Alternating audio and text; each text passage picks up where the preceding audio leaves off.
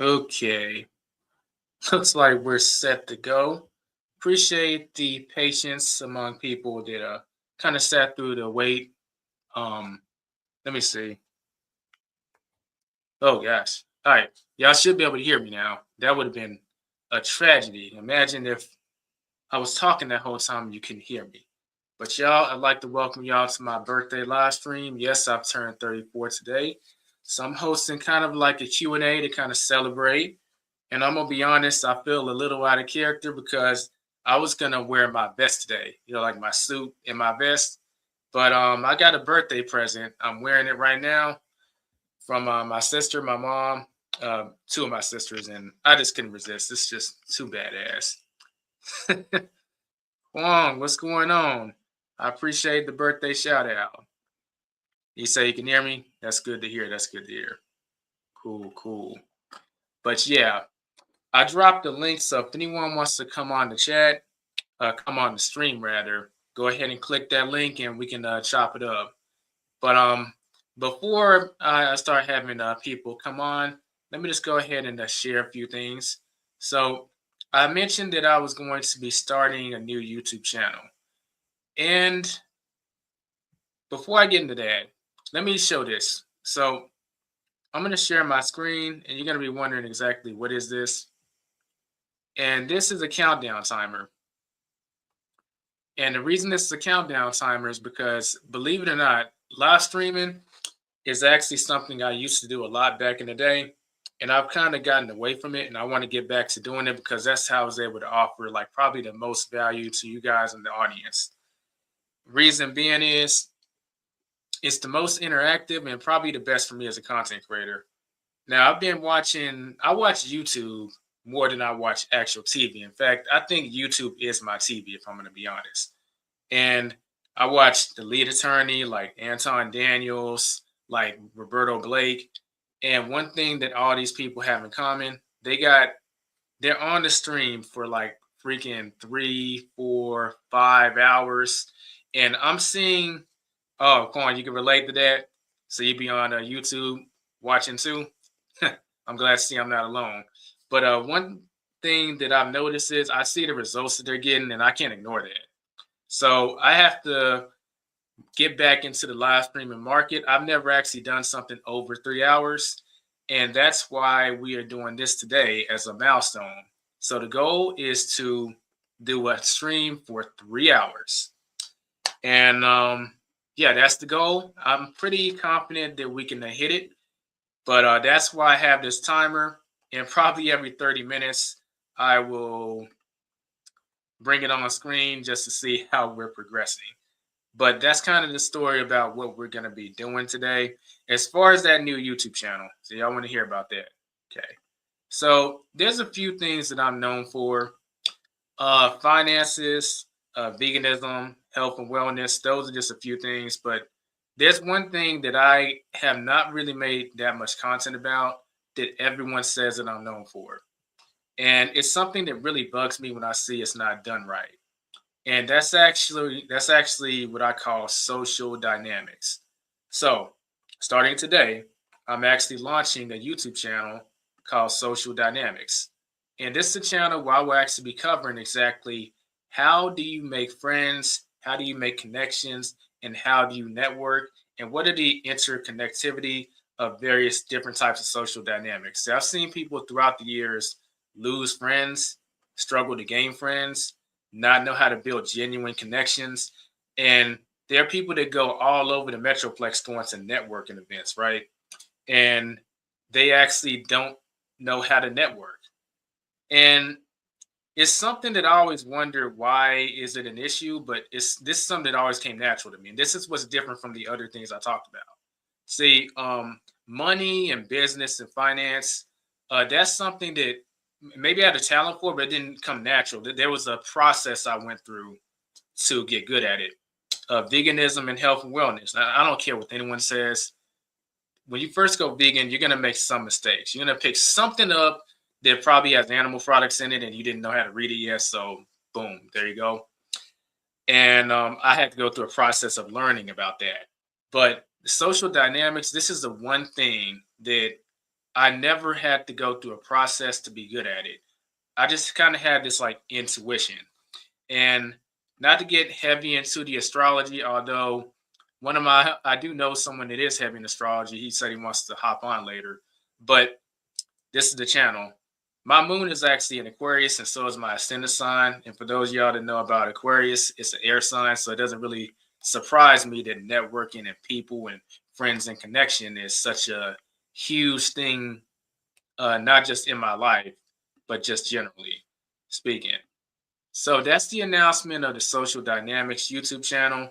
I'm going to say that for everyone that's watching, I dropped the link in the chat if you want to join me live. But if y'all have any questions, not just about social dynamics, but really just anything, whether it's social dynamics, business, finance, health and wellness, just pop them in the chat. Or if you want to come on the screen and chop it up about it, hey, that's what we're here for. While we're waiting for some people to come up, how about we get a little more noise in the chat? Feel free to share how you're doing. And let's see. Kwong, I'm actually kind of curious. What do you be looking up on YouTube? Because YouTube is a pretty vast like library. So what you be looking up? I'll share briefly what I'll be looking up. So video games. I used to be kind of big in anime back in the day. And I'll look up some things on how to do things, but I'm going to stick to the entertainment value. Yeah. One of the guys I've been watching pretty recently that's in the comic book stuff, and he's pretty funny. He's called Zaffy. Let's see.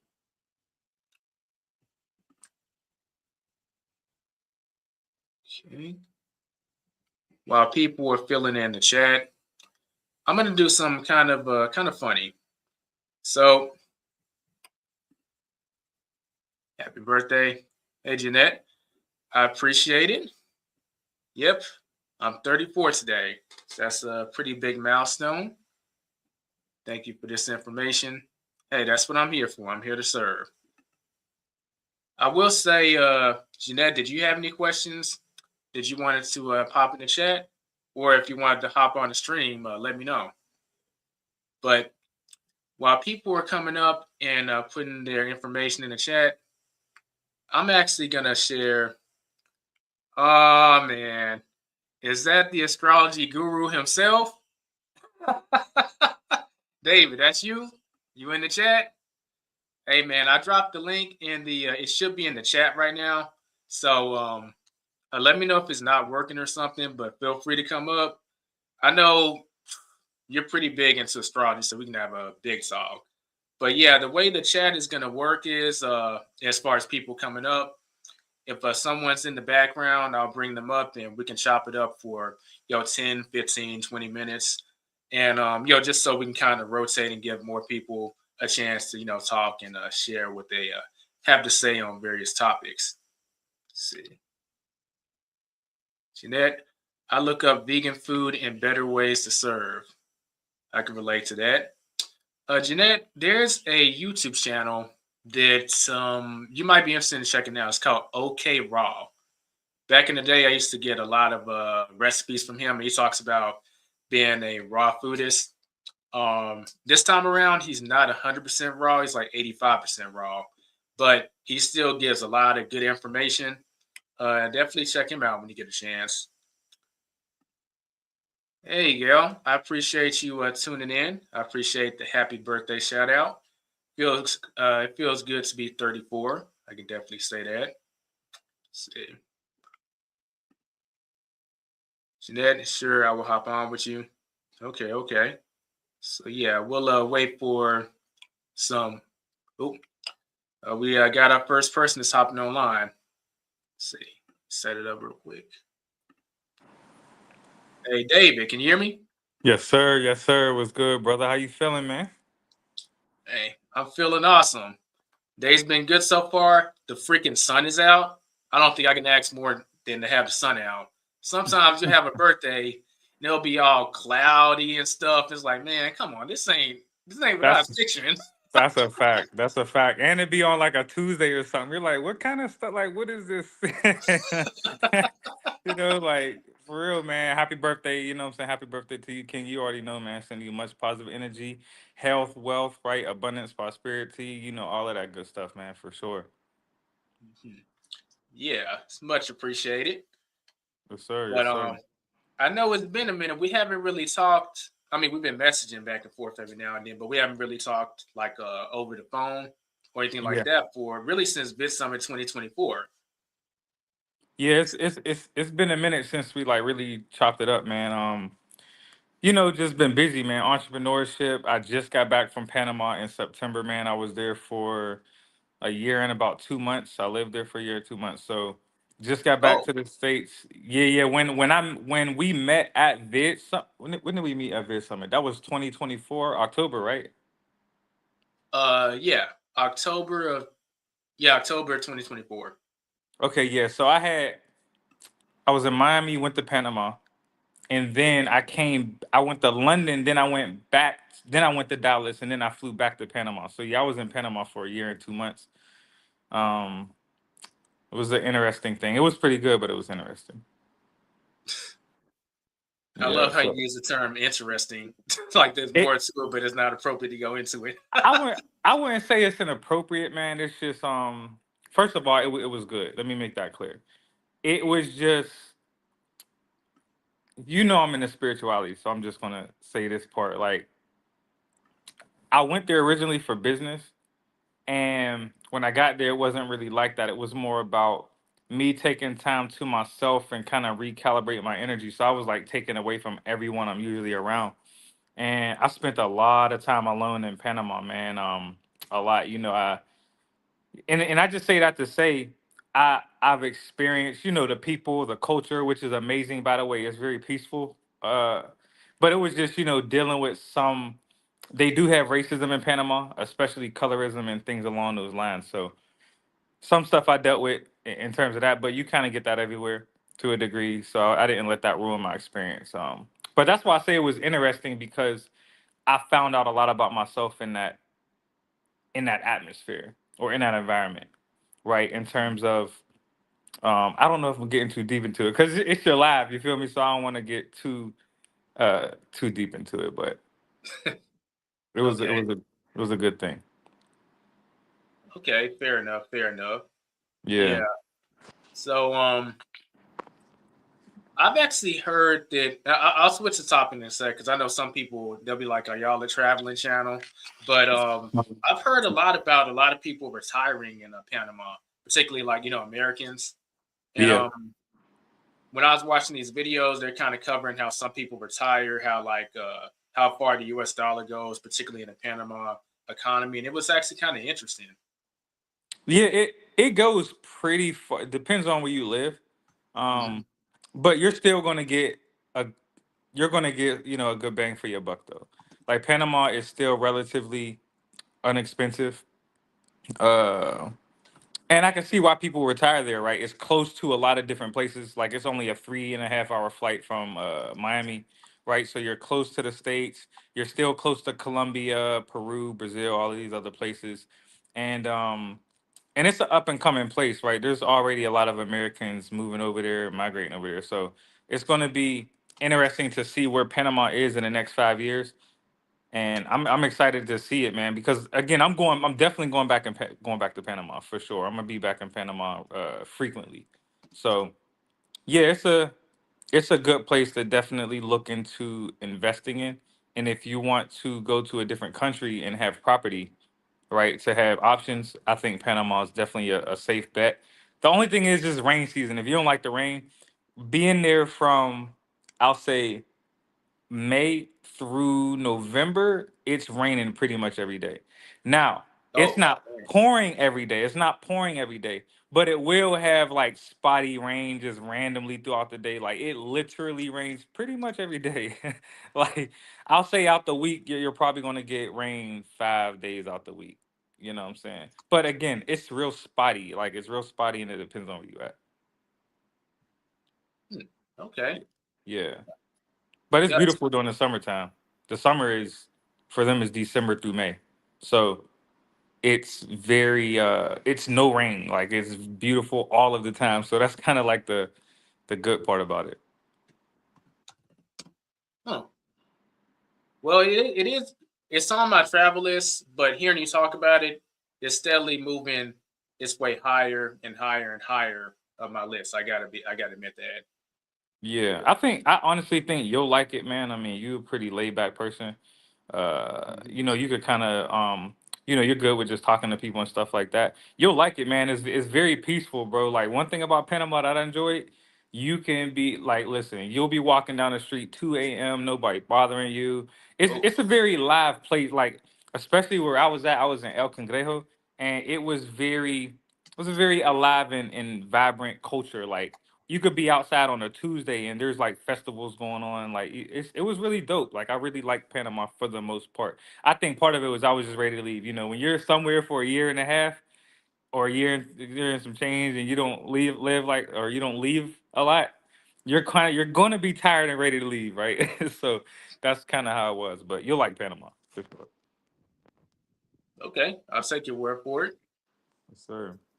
So I remember on Facebook, you were really kind of going into the astrology thing because that's your expertise. Yeah. Um, I would ask you this. It kind of mirrors the conversation we had when we first met, but I didn't particularly ask about this in particular. You know, Hmm. you were talking about you should really focus on your moon sign and your ascendant sign. Everyone is so focused on the sun sign and Western astrology when you should be Yeah. looking at those other signs because they have such a impact on your personality. What do you have to say about someone with the moon and ascendant sign in Aquarius? Sun and Moon in Aquarius.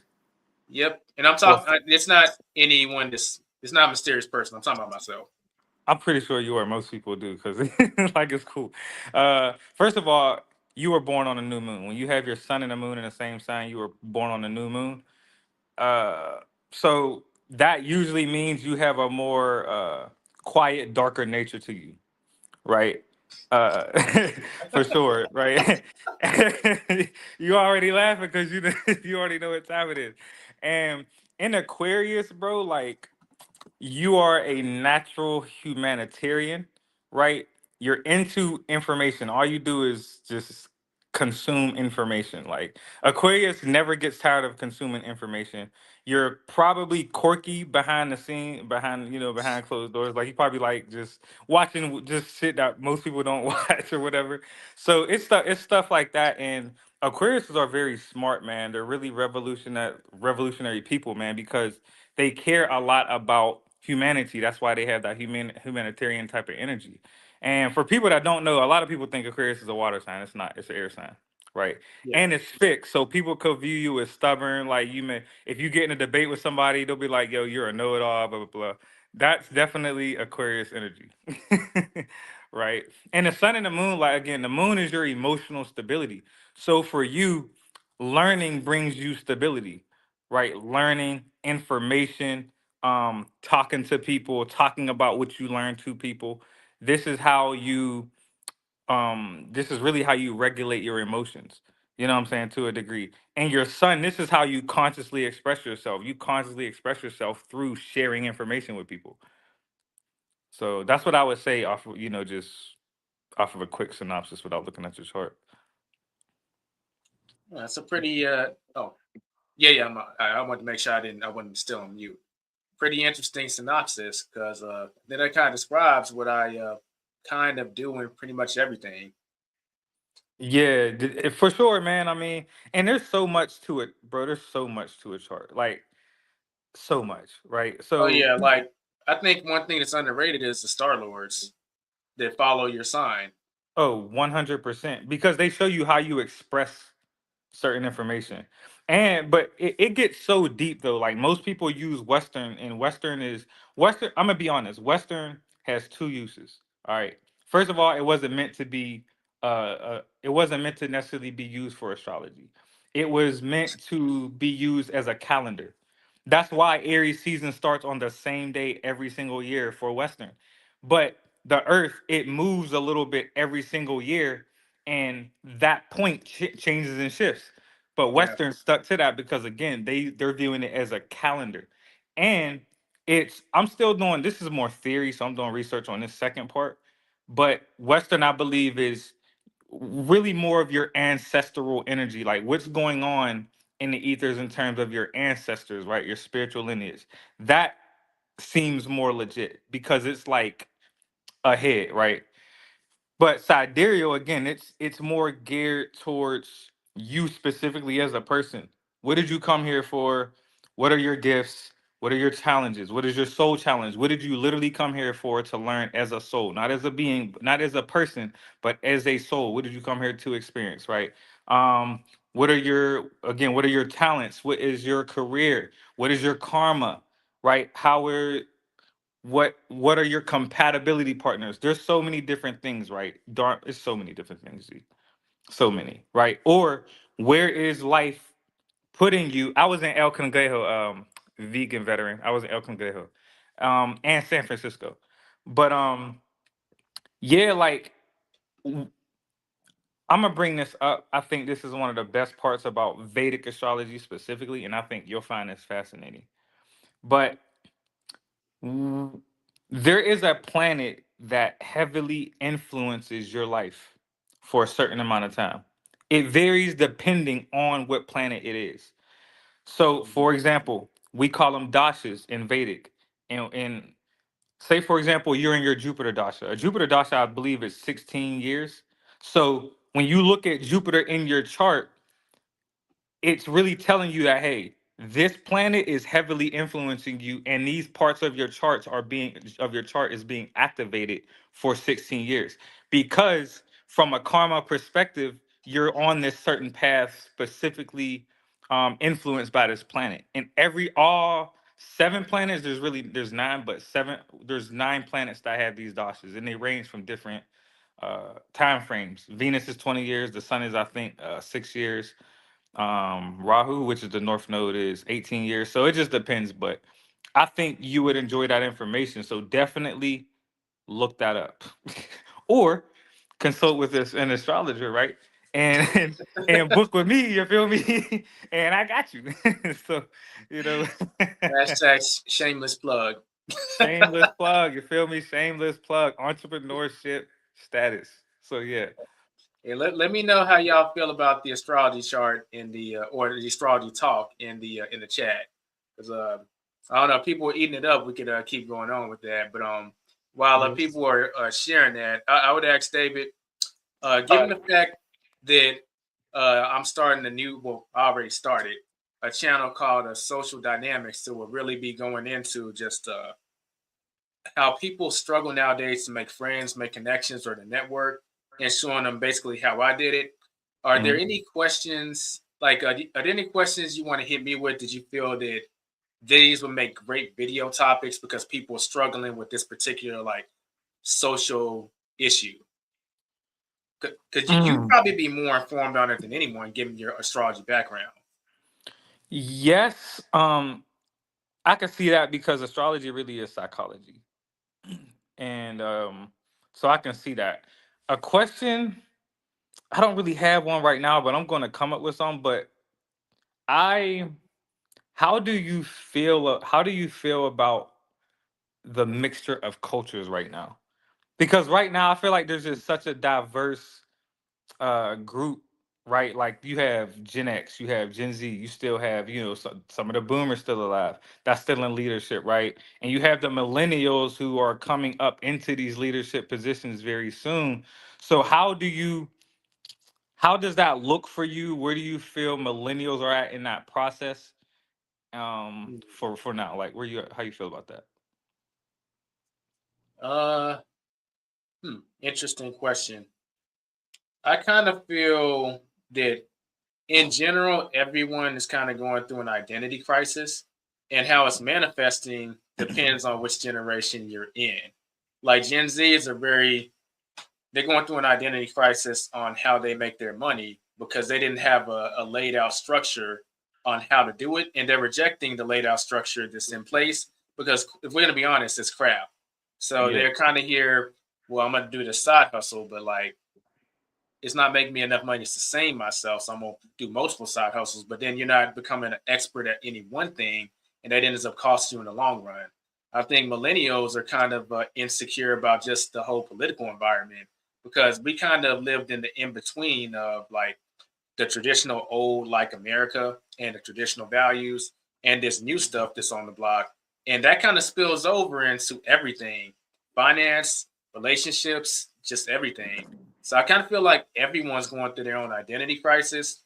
But in order for us to come up to conquer it as a society, we have to acknowledge that we're going through it. 100%. We're 100% going through that, and I think it's very. I talk about millennials a lot. Uh, I Mhm. mean, obviously, I'm a little bit biased to us because I'm a millennial, but I genuinely believe we're in such an auspicious time. And it's very interesting with millennials because we are deconditioning. A lot of people don't even know that the beliefs they have are not even their beliefs, right? Like you were conditioned at a young age to have these beliefs. And now we're getting to a point to where those beliefs are starting to drop off and we're starting to question everything, right? So I feel like millennials are in a very auspicious time because I do like research on some of this stuff, right?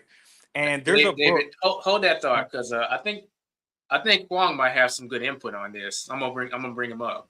Hey, Okay, Kwong, bet, can you bet, hear bet. us? I can. Can you hear me? Go on, what up, man? What up? Hey, David. Yeah. Pleased to meet So, you. Nice to meet you, man. Yeah. I, Happy birthday, Elijah. We want to start that off Yeah, I know, right? appreciate Kwong. for sure. I will say this real quick because I've been told I need to get better at this. I need to get better at this. So I'm gonna be getting my rounds, getting my reps in doing this stream. But everyone, if y'all are feeling generous and y'all want to support your boy, feel free to, in the form of a present, leave a super chat or shoot me some money on the Cash App because all that goes towards supporting the stream, which supports all the brands, which gets more content to y'all. So everyone it benefits. And But Cash App instead, so YouTube don't take it, and they take forever. So just Cash App him. You feel me? I'm gonna hey, say hey, it hey, for hey, him. I don't know if he was gonna say. I'm gonna say it for him. well, he said the part I'm not allowed to say as a host, so it's out there. Appreciate it. You already know. You already know. But David, you were cooking on the millennials. What were you about to say after that?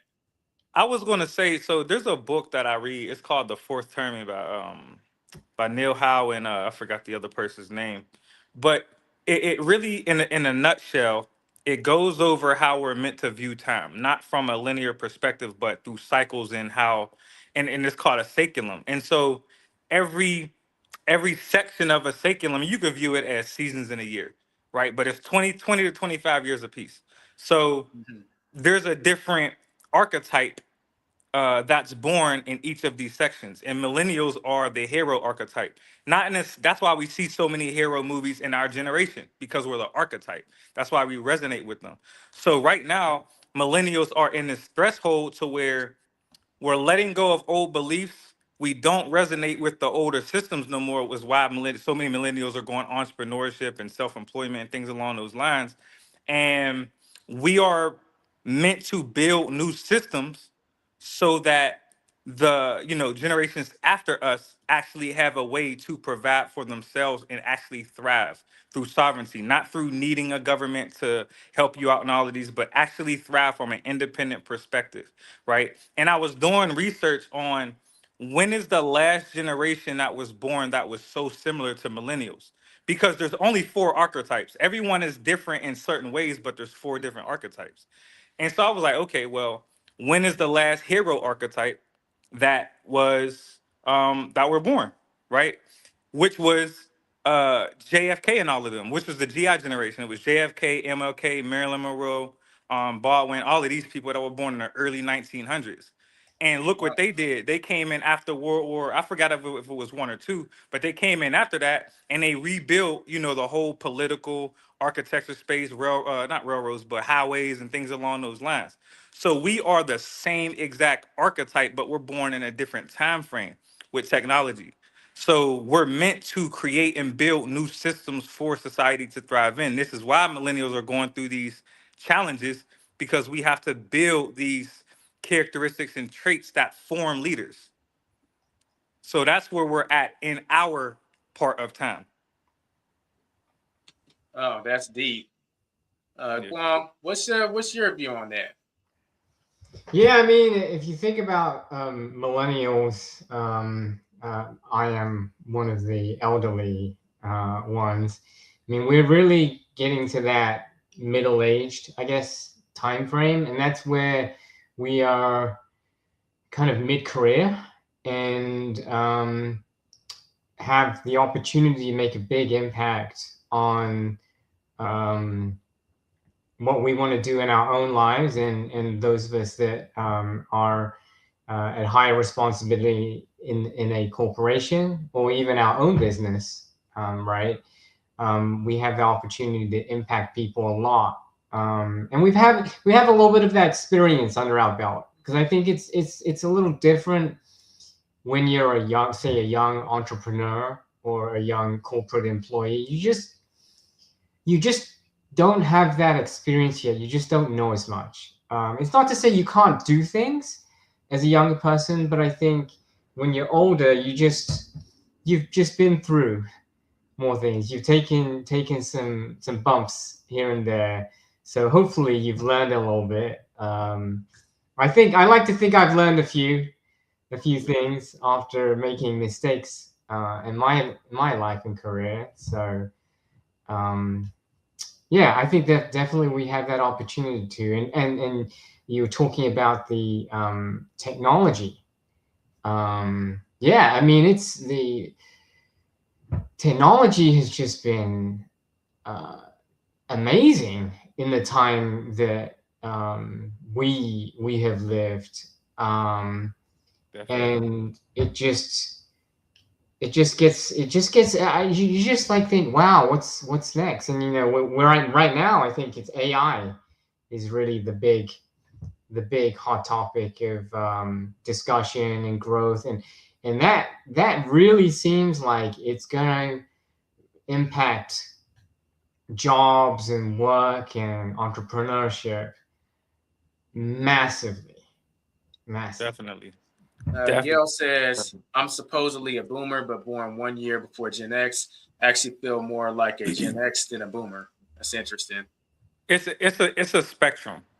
Like a lot of people kind of get caught in this thing in astrology, and I'll explain the principle. But if Appreciate it, you're Tony. born, Happy if you're birthday. born like right on that brink, then honestly, you choose whoever you're resonated with. That's the difference, right? A year is not really gonna, when you think about the grand scheme of, like, think about it, children actually being born in a time frame, right?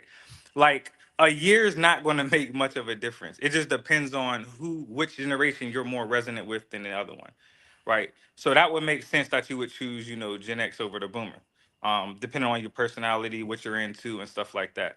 So, and the reason I brought up astrology for that is when people in astrology, what happens is people get lines in a chart are there just for us to logically understand the boundary.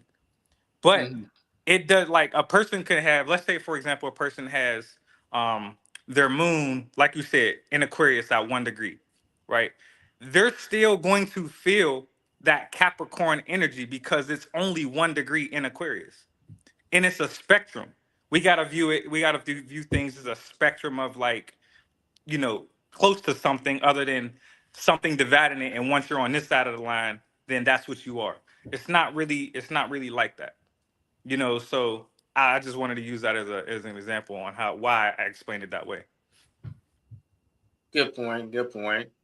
So, Yeah. Kwong, I know you've been getting around for the past, I want to say, year or two, as far as like just social events. And David, I wouldn't mind you chiming in on this too. But how do you feel about the current like social environment, just in general? Do you feel like people are happy, people are sad, people are frustrated? What are your thoughts on that? um at least in the vegan community that we spend a lot of time in Dallas, it feels like after the pandemic, people were just not as social as they were pre-pandemic. Um, I don't know. I don't know if that's just maybe my sample size is too small, but that's just kind of my general feeling, and that's why I'm working on it. Hosting a lot of vegan, vegetarian related events in Dallas is to kind of bring that community back and say, hey guys, you can hang out now. You can get out of your basement. It's okay. It's okay. Your basement, your man caves, your That's right. whatever you want to call it. That's right. I don't know. What do you guys think? Oh man. I'll let David go first. Um, it's a mixed bag for me. Like, first of all, I just got back, so I don't really know how it is in America yet. Panama was pretty cool. I was going to like these uh invitation only events, and I thought that was pretty dope. Right. So I'm gonna be honest. It was dope to me, you know. So I really enjoyed it. But Well, being I'm back in laughing because of Gail's comment. Like, apparently, we're both drinking the smoothie. But yeah, go ahead. the but I just think we're in an interesting place, man, because again, there's multiple generations in place, right? Like you have millennials who we grew up on collaboration, physical connection with people. Right? People got to remember we grew up in the analog before digital era. So we can form connections without social media, right? So we actually desire to get out, but we are also at the same time rebuilding ourselves in private. And I would also say with millennials that we're really looking for our tribe, right? Like we're noticing we don't resonate with every group anymore, right? We're like, that group does this, I'm cool. And it's not to say that we're not open to new things, but we kind of know what we like and dislike to a degree. We're like, I'm kind of cool on that, you know. So that's part of it, and we're honestly figuring out more about ourselves in terms of what we actually enjoy now in our life. Peace of mind. We love peace of mind. We love being outside. We love collaborating on different things, which is why community is so important. So I just say those things to say I think that the desire to get out is there.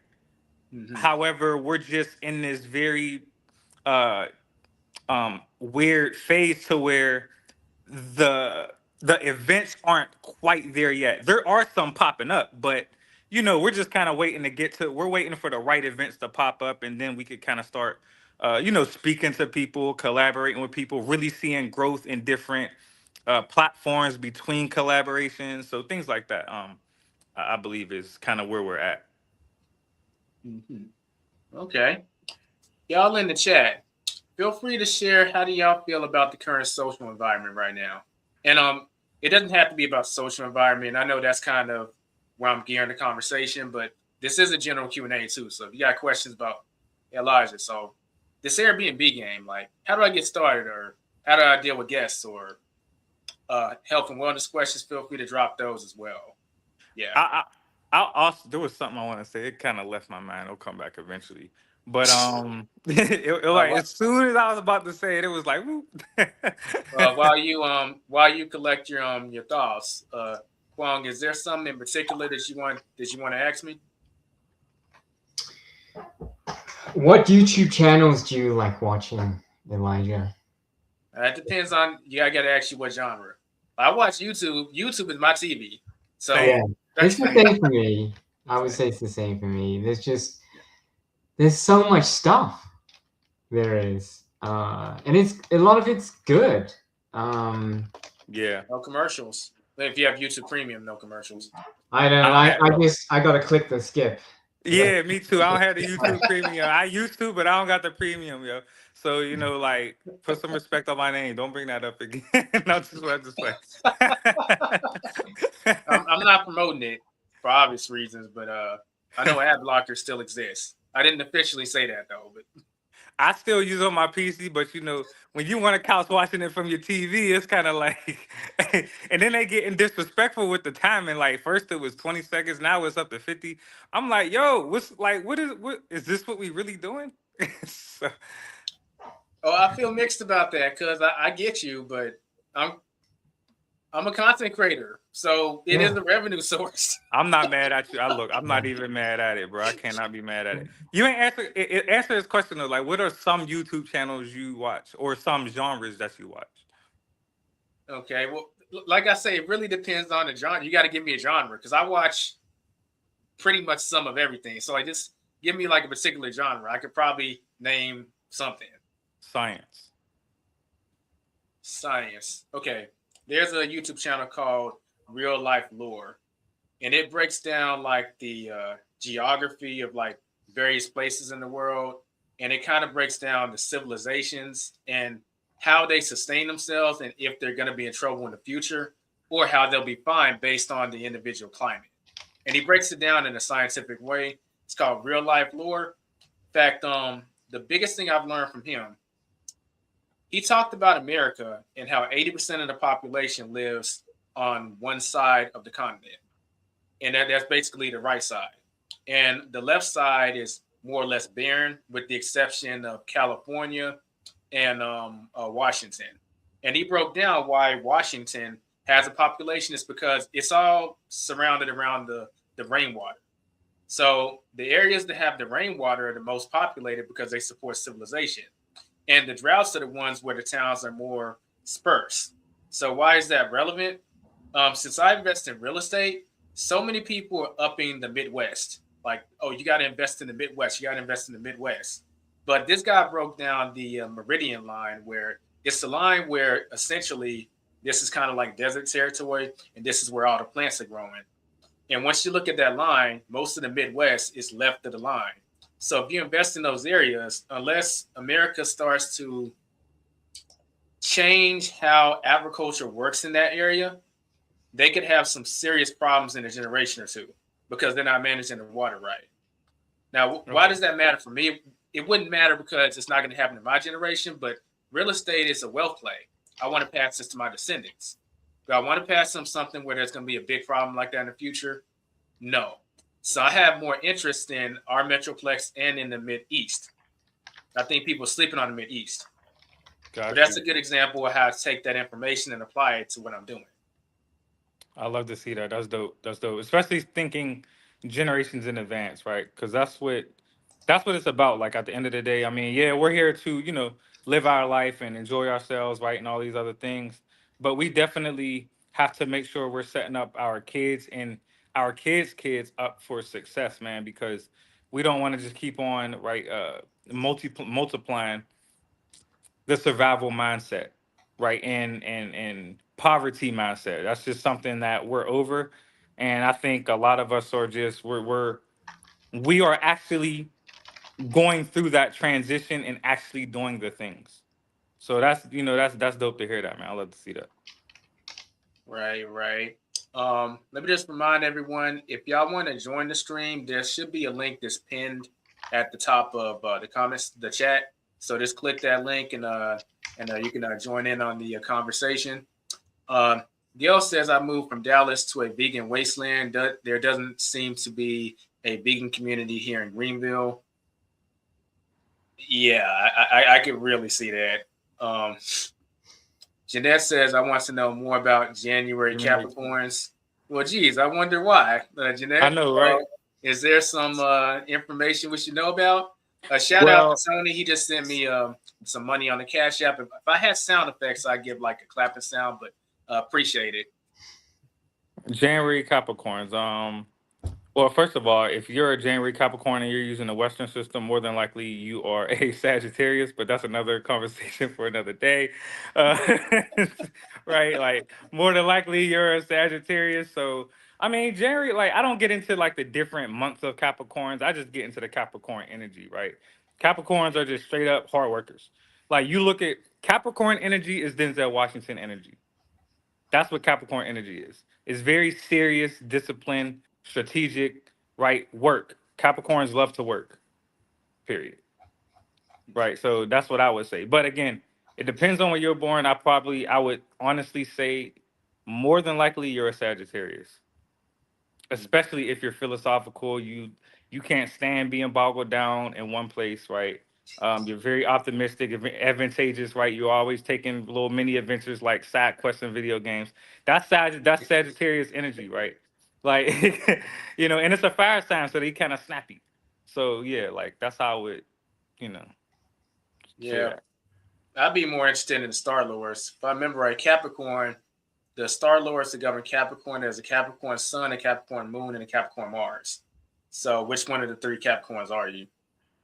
Well, I mean, it really doesn't matter. It's about whatever planets are in that sign, you look at the ruler and where it's at, and that has a huge effect on that part of your chart. The planet that rules Capricorn is Saturn.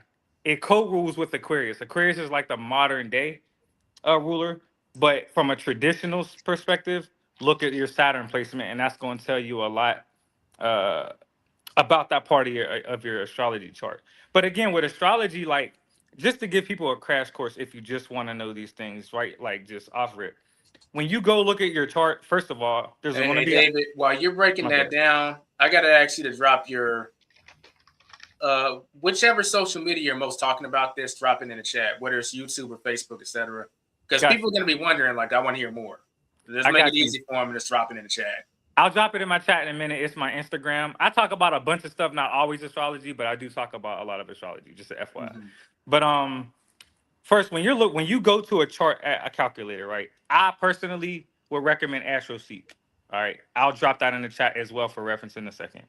And when you go to your options, it's going to tell you to put in your birth date, your birth time, your location, and then there's going to be an option. I think down on the right, it's going to say tropical. You're going to select that option, and you're going to click sidereal instead of tropical. All right, that's what you're going to do. Period. Okay. If you want me to go into detail in the why, I can. Just let me know and I will do it. However, okay, now with that being said, when you're looking at your chart, the Hey three things you're Jeanette, going to you wanna hop on? It sounds like you're really feeling it. David, go ahead. yeah, so when you're looking at your chart, there's three things you want to look at. First of all, or three things to pay attention to. There are the planets, there are obviously the signs in which the planets are in, but there's also the houses. Those are the little numbers that you see in the sections. All right. This is important because this tells you where that part of your life is being affected. So, for example, let's say I'm looking at Elijah's chart, right? And let's say he has Mars, Venus, and Jupiter in his second house. The second house is all about money, like your savings account, your checking account, family values, and also your voice, right? So when I look at a person's chart, I know that that's a big theme within this person's life. And then how he's going to be impacted by that, I'm going to look at the the lord of the sign it is in. So if it's in, let's say it's in Aquarius, Saturn rules Aquarius, so I'm gonna look for Saturn in his chart. And there's gonna be a point in time. This goes back to when I was telling you that a planet rules your life, it influences your life for a certain amount of time. When Saturn becomes your dasha and influences you most, those part of your charts are being activated. So those are going to be like focal points in your life for that time frame. Entrepreneur marriage. What's up? That's Mike and Mahogany. Appreciate you dropping in. I know the other day y'all said y'all might be interested in hopping on too. If you want to, there's a link in the top of the live chat, so you can just click that if you want to join us. But we appreciate you stopping by. Uh, did you have more, David, or were you about to land? I was just about to land. That was really pretty much it because I mean, when I get into astrology, I'm going like super deep with it. So I'm just kind of leave it there. I'm gonna go. I'm gonna leave it there because this is my bag. You know what I'm saying? So yeah. Okay, fair enough. Fair enough. Uh, Tony asks, would you prefer to be young, 18 or younger, in this time or your own time? Um, I'm not entirely sure about the question. Are you saying like, what's y'all's interpretation on that? Like, is he saying like, if I could choose to be born and I would be 16 now, would I pick that over my current age? What do y'all think? I get what he's saying. Well, first of all, Twan, you can go first because I probably went first, so I want to be, You mean Kwong? Oh, yeah. No, no, no worries. No worries. Go ahead. Um, all right. I would say, if I'm interpreting it correctly, he's asking, would I prefer to be here during this time at a younger age? No, I would not. And I know that may sound like hindsight 2020, but when you go through life and you learn so much and you know you didn't know what you know now back when you were 18, you're like, there's hell no, absolutely not. Because you've learned too much. You have too much wisdom, and wisdom comes with experience and time. You cannot get wisdom in any other way. You can only get it through experience and time. And at this point, that's what we have because that's how we're able to navigate challenging situations and experiences. So for me, no, I would not I'm good exactly where I'm at. And I would generally agree as well. I mean, I think there's some unique challenges that the youngest generation now. There was Gen Z, right? I think it will be Gen Z that are just coming to workforce now, graduating from high school. I don't know, because it's just the economy we have, at least in the US, it's gonna be tough. I mean, I mentioned AI earlier. AI is uh, essentially eliminating a lot of those kind of entry level jobs. You can kind of think, in a way, AI is similar to how manufacturing in the US left the US, and it's predominantly done in lower cost countries like China, in Asia, India, Mexico. So for me, it's not clear how those types of jobs that those people would take. A lot of younger people would be getting into. I'm not sure what exactly they're going to be going to do. I mean, even we talk about robo taxis, right? You know, you guys may have seen the Waymo cars. You know, that they drive around taxis, right? You can hail them like I've been Uber, seeing right? a few of those bad boys like in Dallas. Yeah, in On the Dallas, road. they just started recently in Dallas, right? And you know, for a lot of people, you know, I think Uber, Lyft is a job that people can go to, right? As a young person, and they're able to make some income, right, from I'm their car. smiling. Y'all are gonna see why I'm smiling in a sec. Go ahead, Quan. Yeah, I'm just saying, like, I mean, this is just the beginning. I mean, if you think about it, I mean, surely in 10 years' time, they will have automated that, right? So the food deliveries, and I would assume the taxi deliveries, that's going to be like 100% robot, right? I mean, Restaurants too, probably, unless you a cook. Like, like I don't know about food delivery. Shout out to Gail. She actually posted this in the Veggie yeah. Outers, I think about a week or two ago. But yeah, just look at this. Let's see. Can I get audio to work? Come on, play. The index of other news tonight, a robot delivering food in the U.S. run over by a train in Miami. The video showing a commuter train barreling through with the robot stuck at a rail crossing, demolishing the robot on Thursday night right there. The delivery device crushed and dragged. Witnesses say the delivery robot appeared motionless and stuck on those tracks for at least 15 minutes before that train came through. the fact that they talk first. Hold on. I I even don't know know if this about is food delivery. I think they got Hey, some more cooking to do. but listen. I mean, okay. I think it's just funny the way he explained it, like it was a human. He said, "Yeah, the parts were like stuck on the track for 15 minutes." Like, bro. I saw that video. That was not I saw that I don't know, a few days ago, a week ago, something like Shout out that. to Gail for sharing that. Yeah. That's my first time seeing that, bro. That's kind of crazy. Just remember, this is notable news, right? But people will stop their vehicle or their truck on train tracks. It happens for whatever reason, and those get demolished as well. So, and I'm sure this robot here, it's preferable, or at least maybe not now. The cost is so low, but in the future, the cost is just going to keep going down, right? For building these robots. And would you rather destroy this small food delivery robot or someone's, truck? I'm gonna be angry though if I don't get my food. You feel me? Because I love food. So You don't have to be tip. real.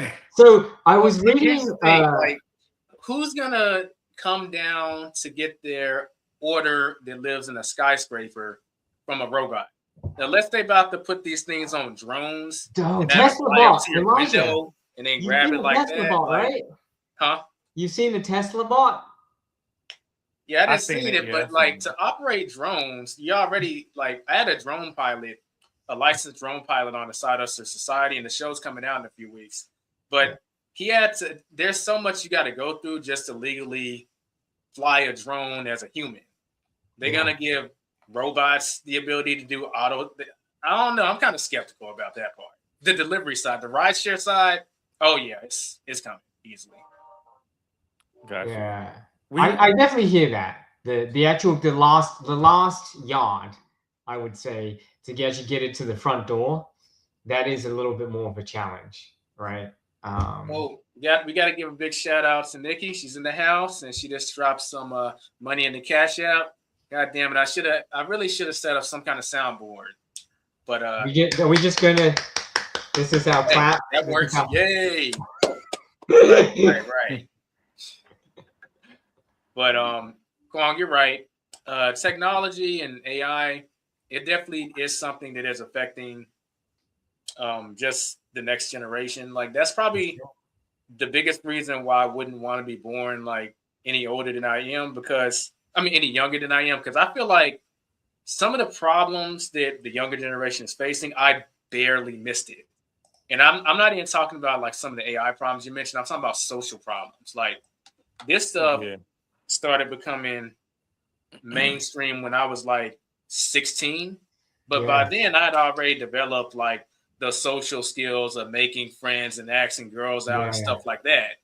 But so many people nowadays they got arrested development because they live on this thing, and I think this thing is it's powerful because it can make you money, but if you're not careful, it can be a stunted growth thing. Definitely. I agree. Yeah. 100%. Like I feel like now is a good time to really tap into your spirituality. Like, and I'm not saying that because I'm necessarily promoting it per se, but it's not. It's really about uh really understanding yourself, right? Like you got to set time to the side and go out in nature. Go to a park, go on a walk, right? Meditate, get around people. Do these things because it's healthy for humans, right? Like that's part of why we're human is relationship with other people. You're not going to do it just being on your phone all day, right? So I do agree with that. But at the same time, I also understand that this type of cycle repeats all of the time in terms of Mhm. we are, of course now with AI we are very uncertain about it because we don't have the answers yet, right? But as AI develops, we will also develop things. So I think over time we're going to get it in order and stuff like that. Right now, it's just it's kind of like when you open up the floodgates to something new, like you can't stop the water from coming in at that point. The floodgates are open. So right, so now our civilization is just at a point to where we either going to sink or swim, right? And that's just where we're at, bro. And I feel like right now, I also feel like creators are the ones that's going to swim because there's so many jobs being lost due to AI.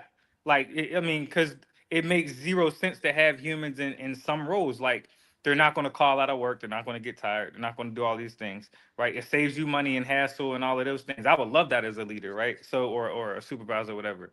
But I feel like you can't simulate creating things, right? Whether it be systems, whether it be art or whatever. So this is definitely a time to create and not really think about money while you're doing it right now. And I know that's challenging, but it's going to pay off later on. You just got to be okay with it now.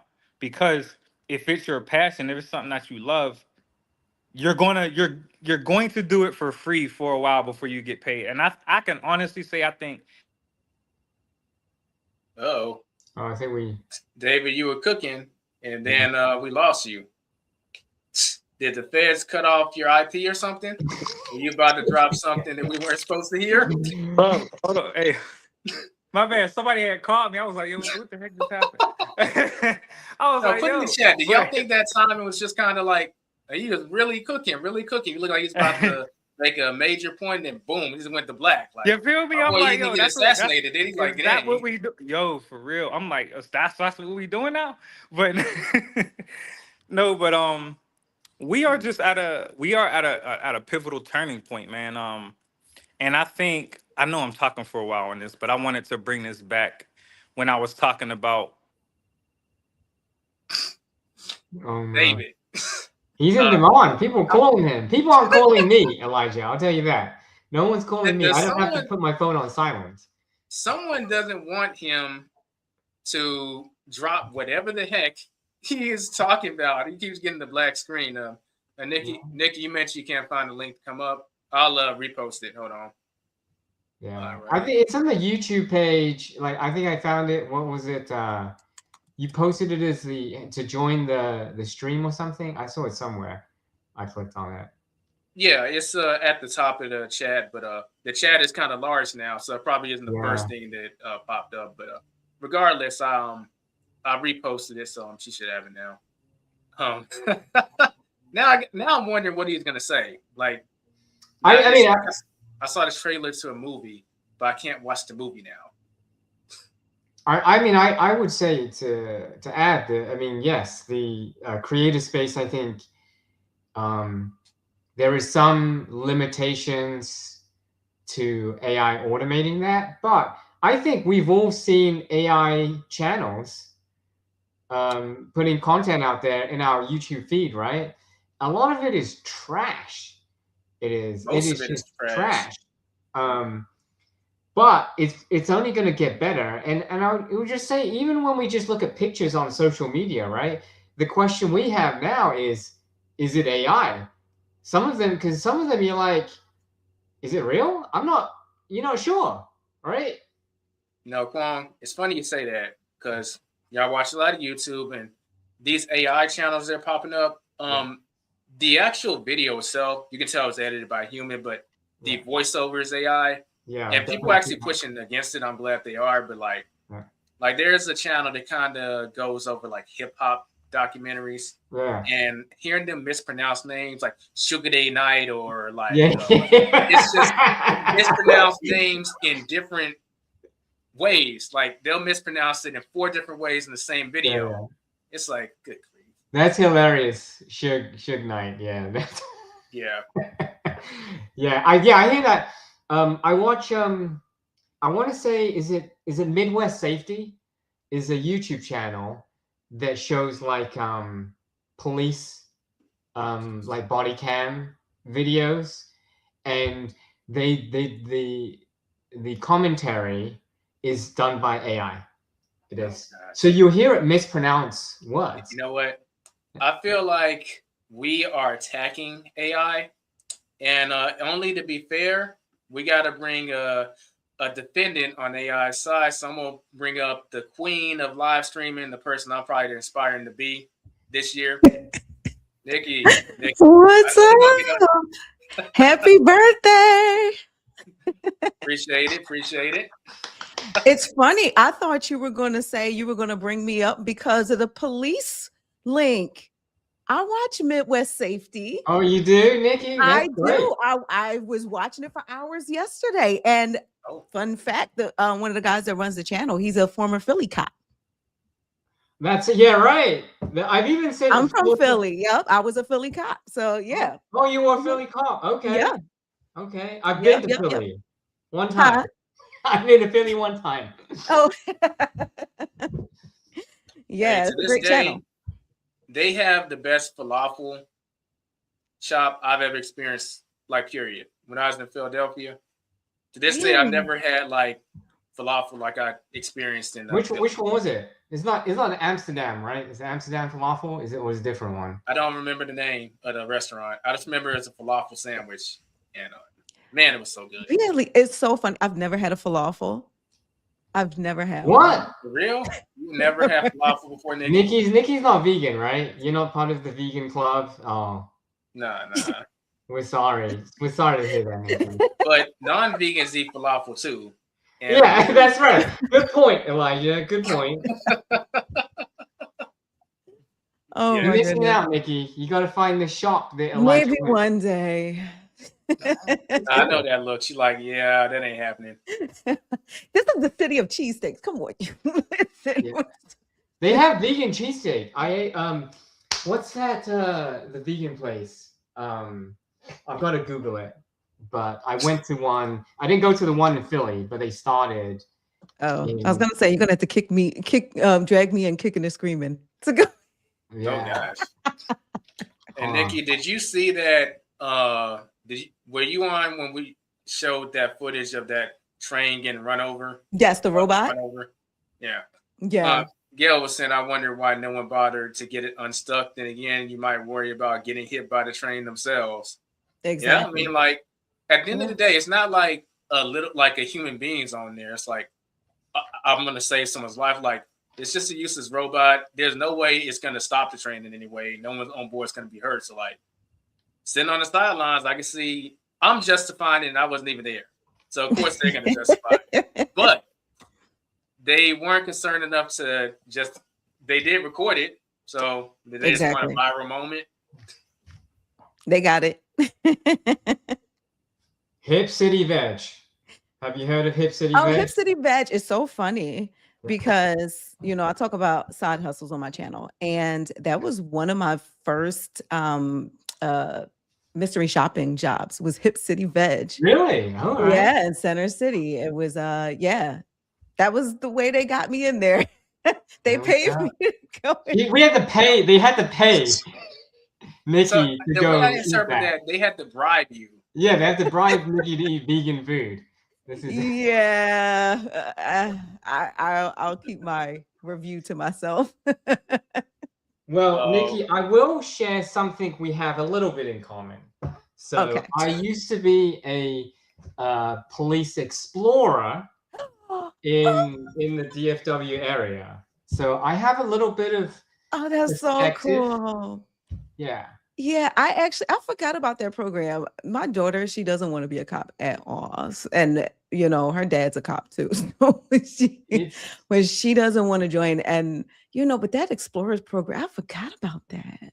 That's awesome. It's fun. I mean, I thought it was cool. Yeah, they're so cute. They are so cute. And for people that don't know what it is, it's for children. It's like a children's police program. So they get to learn about police work and do little, things to learn and get uniforms and stuff like that. So I think it's really cool.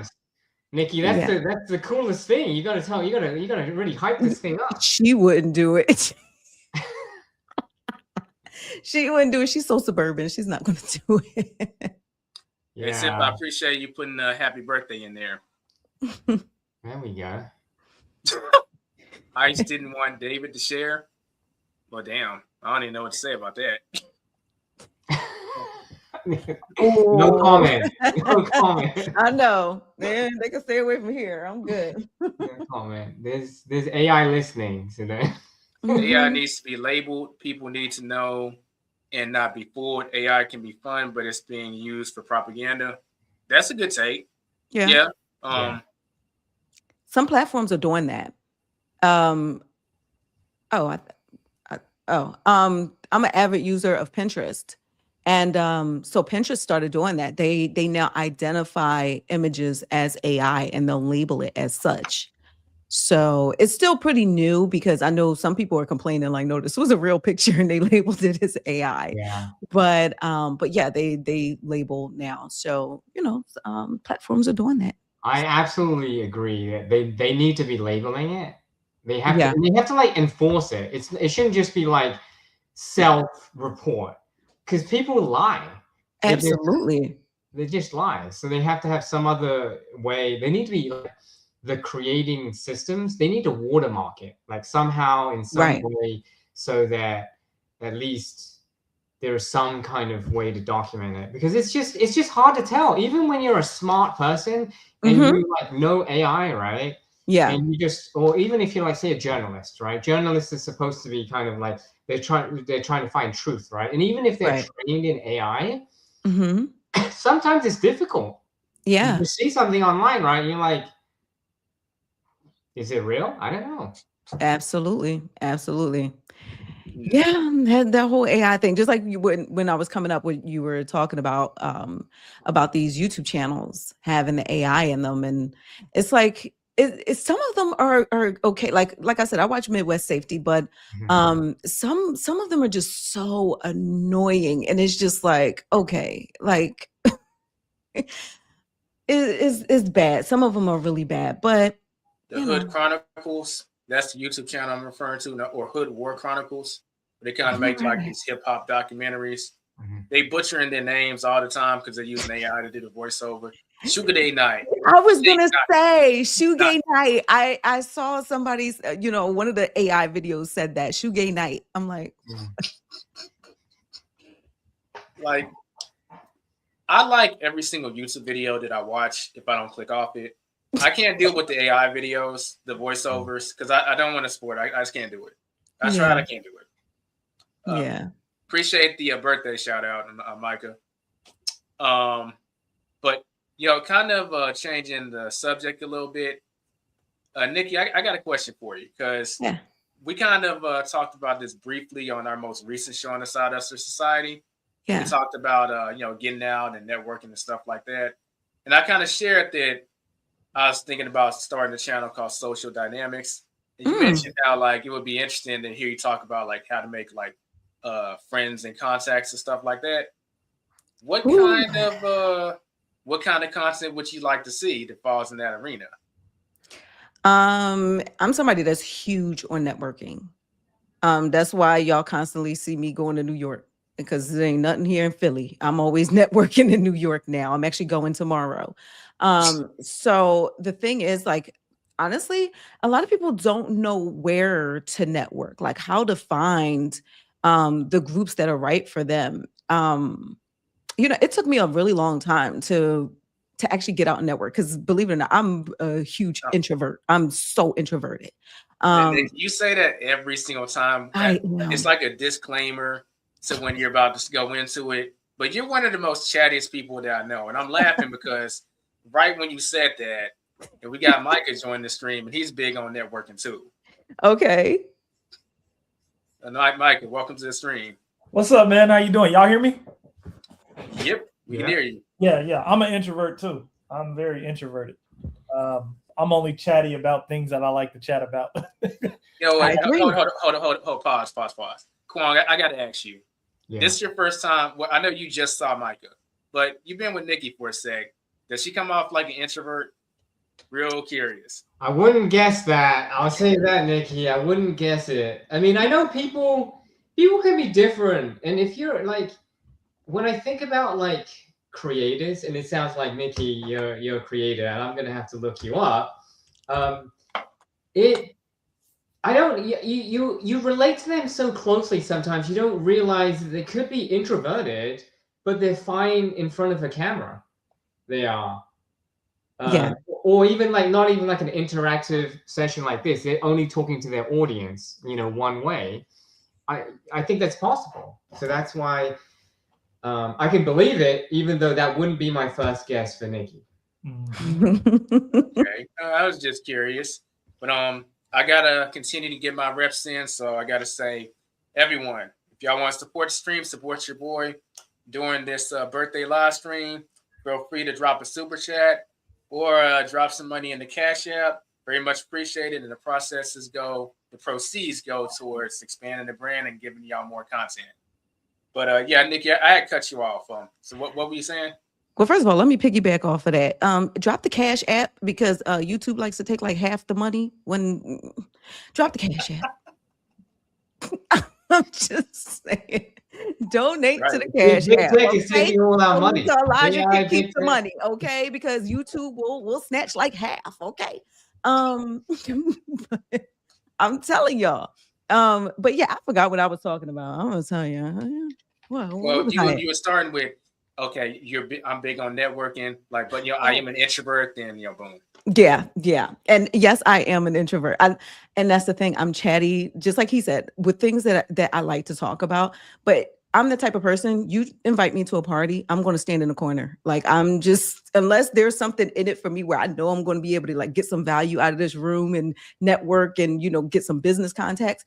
Other than that, it's like, no, like if we're in a group, we're walking, once a fourth person comes, I'm out. I can't do groups of more than 3. I can't. I'm just that person. But yeah, networking is really, really important. It took me years to actually lock into that. And like I said, I'm not the type of person that can go out or I have to really think about it. Like, I have to be really conscious about, okay, I'm leaving here to do this, to get these contacts.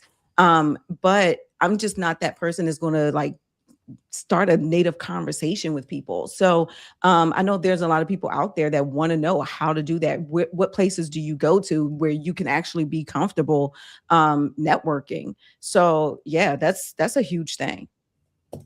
Okay, in the chat, drop if y'all can really relate to that, because I could definitely make a video about that. And I've said this plenty of times. I think each one of y'all have heard me say this, whether it's online or in person at some point. But I'm the king of networking. I got a reputation to keep. So y'all want to see it, I got to put it out there. Micah, how do you feel about that? I'm gonna be real about like networking. I'm gonna be real. This is gonna sound kind of crazy, but introverts are the greatest networkers, and the reason is because we're targeted. We ain't just gonna go anywhere and just be You know, I'm not knocking extroverts. Extroverts be all over the place. Like when I go to a networking event, I'm usually quiet. I'm not in the corner, but I'm quiet until I hear something that sparks my attention. Then I go engage. So it's one of them situations where it's like, I was listening to this podcast. He said he stopped calling himself an introvert, and he just said he has introverted tendencies. And I was like, I really respected how he said that.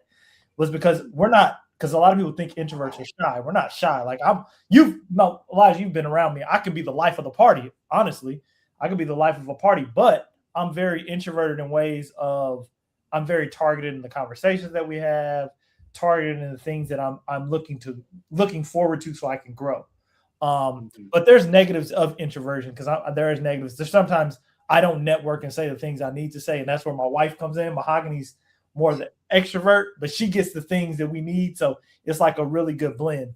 But yeah, networking is most important. And that's why I always call Elijah. He's the king of networking. I've been to events that I figure like there ain't gonna be nobody here that know me, and Elijah's the first person there. I'm like, dang, I've been to some places and Elijah just pops up. So yeah, I've always said, you know, he's the king of networking that I've met, you know, but yeah, it's very important to grow your business, your brand.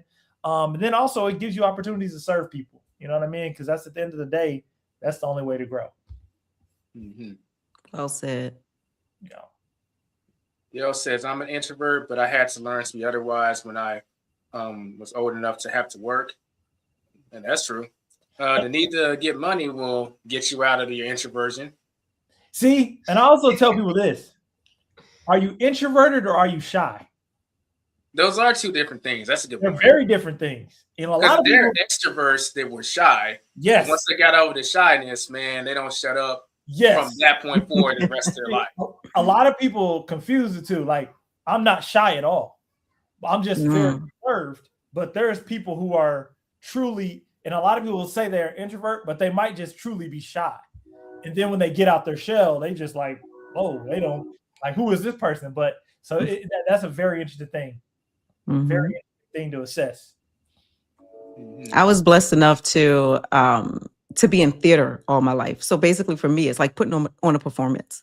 So that's my degrees in communications and theater. So for me, it's like, okay, time to put on the show and get out there, you know, but I'm the type of person where I'm exhausted at the end of the day. Like if I have to go and network and, you know, socialize and do all that, it's exhausting. It's really draining. And then I, you know, go back into my shell for several more days. Yeah. And also that's another thing to be able to tell if you introvert or extrovert, does it drain your battery? Right? See, like that, like things drain my battery. And then I have to go into like a shell to recover. Because that'd be the biggest thing about it is because I can go, you know, network, but networking after work is usually hard for me. And usually my energy's down until I like find a conversation that's going to bring me back up. Then I have to, you know, I still have to have that time to myself. Y'all hold that thought. Kwong, I got you your private chats. I know you got a boogie in a sec, but I appreciate you hopping on and helping me get to that 3-hour mark because we're almost halfway there. We're gonna pull this off. I'm gonna have my first 3-hour stream so I can be up there with the big boys like the lead attorney and Anton Daniels and Roberto Blake and get into this habit of streaming more because I'm seeing this is what people want. They really want me to stream more. But Micah, I know you're starting a podcast with your wife, and I know you probably got some questions about the podcast world to a certain degree. And Nikki I'm pretty sure she's easily listened to 5 times more podcasts than I have. Okay. Let that sink in for a sec. Dang. So you got two resources that you could heavily utilize right here. Like, what are your reservations about starting the podcast, and what do you want to know about how to get it popping? See, I don't have any reservations about starting one. I have reservations about getting it monetized, because this is going to be, well, me and Mahogany, this is our third podcast in total. This is our third one. We have, our biggest one is probably Live, Let Thrive, and then after that it's Lean. My thing is monetizing it. And one thing I do have a question is, how are y'all looking to monetize y'all channels across all platforms? Because what I'm looking at is, okay, I want to be intentional about this one. Like, I want to be intentional is this one, I'm really communicating. Me and Mahogany, we're creating a community. We're not just podcasting. We want to create a community, right? And with that community comes with, resources, proximity, etc. So how are y'all monetizing y'all's? I can go first. So when it comes to monetization, I think people always think about the ad revenue, and that can come eventually, but I want you to kind of circle the word eventually and don't expect it like anytime soon. And even when it comes, it'll probably be the smallest form of revenue, if I'm going to be honest. You should be looking at, and this is something, especially the type of podcast you and Mahogany are starting, it's for married couples. Mm-hmm. So it's super targeted. You should be looking for sponsors, and those sponsors are looking to get in front of a married audience, because that's who you're going to be pulling, a married audience that wants to build wealth together. Mm-hmm. And those people, they don't tend to be, for lack of a better word, Ray and Pookie. They tend to have money. So yeah. I would be looking for sponsorships, and I would be doing it sooner than later. Like, find out who these people are and write them down. Then maybe once for social proof, maybe get to 500 subscribers or followers, just so they can see you have an audience. But I would start to try and get them. And you should also be looking for affiliates, because some of the stuff that y'all use on a regular basis probably has affiliate programs. And even if they don't, I would approach them, the company, via email, phone, etc., and see if you can forge them. Okay. Nikki, what are your thoughts? Well, first of all, disclaimer: I don't have a podcast yet. But I love how she said yet. Yet. The thing is, honestly, just from what I do on YouTube, my primary income comes from like selling digital products, coaching, that kind of thing, and teaching people how to make money. So this is my realm, and this is literally, it still works with podcasting as well. I suggest that you have your own product, so that you're not worried, that you're not basically giving people the power to feed you. So you also have to have something of your own. So I'm thinking like maybe you and your wife can do like monthly group classes or something like that, something online, or even if it's just like maybe a couple times a year, have something that you guys can monetize yourselves. And actually run it on like your own website, or even, have an ebook, something that you guys have together that can sell on autopilot. So, that's the realm that I come from. So, I think it's really important to have your own products as well. I love that.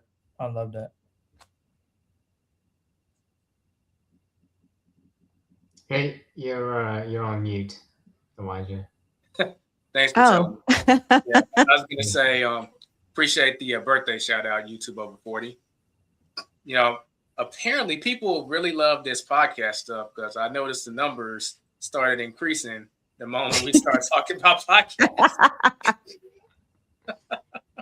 I'm just saying, I happen to notice that. Yeah. I will say for myself, my experience with podcasts is I've been interviewed 2 different times. But that's my only experience. I've never hosted a podcast. I'm not monetized on any social media channel. But I hope to be. You have some good experience as a guest then, though, because yes, getting a guest and talking to them a certain way, making sure they feel comfortable and asking the right questions is important skill to develop as a podcaster. So do you have some feedback on maybe you feel like the podcast you were on could have handled it better from a guest perspective? The podcasts I was on were all great. One time was just a friend. He just invited me on. I don't even know if he really had a specific topic, but we were just bantering back and forth, and it was just a fun time. I was just goofing around. That was cool. And his was kind of I'm trying to even remember what we talked about, but I just kind of made it amusing for him. The second time was the plant-based DFW podcast. And it was the general topic was to have me on because I did Our Planet There's Two, the National Animal Rights Day vegan events in Dallas I hosted. So talking about my experience with the vegetarian and vegan community in Dallas and how that related to animal rights. So I think is Maya Acosta. She's the host, and she's wonderful. I mean, she's my friend. So friend at the time, and still. And for me, I think I find it pretty easy to talk with people. So no really tough questions or anything like that. But I will say from me, when I actually had to prepare to interview people, and I said I've never had a podcast, right? But I was invited to interview people at Earth Day, Earth X. It happens in Dallas, like Fair Park, on an annual basis, and I hadn't really done that previously in the past, but I was invited to, and I just started watching interviews and just taking notes about how I need to ask questions, stuff like that. And we got our first super chat. Yeah. Appreciate it, girl. There we go. Yeah. So, I need to get that freaking soundboard. Nikki, send me an affiliate link. I know you got a soundboard. When I get one, I'll make sure you get that commission. Remember, it wasn't working. I've seen that. I couldn't get it to work with StreamYard, but yeah, I'll send you the link. I got you. Whoa, wait. After you figure it out, send it to me. No, I know how to use it. It just wasn't working with StreamYard. But have you got it to work since then? I haven't tried. I haven't gone live since then. I think I don't plan on going live anytime soon. I think Elijah, he would like a gift for his birthday, one of those stream decks. That's what I'm thinking. I am not Mrs. Elijah, okay?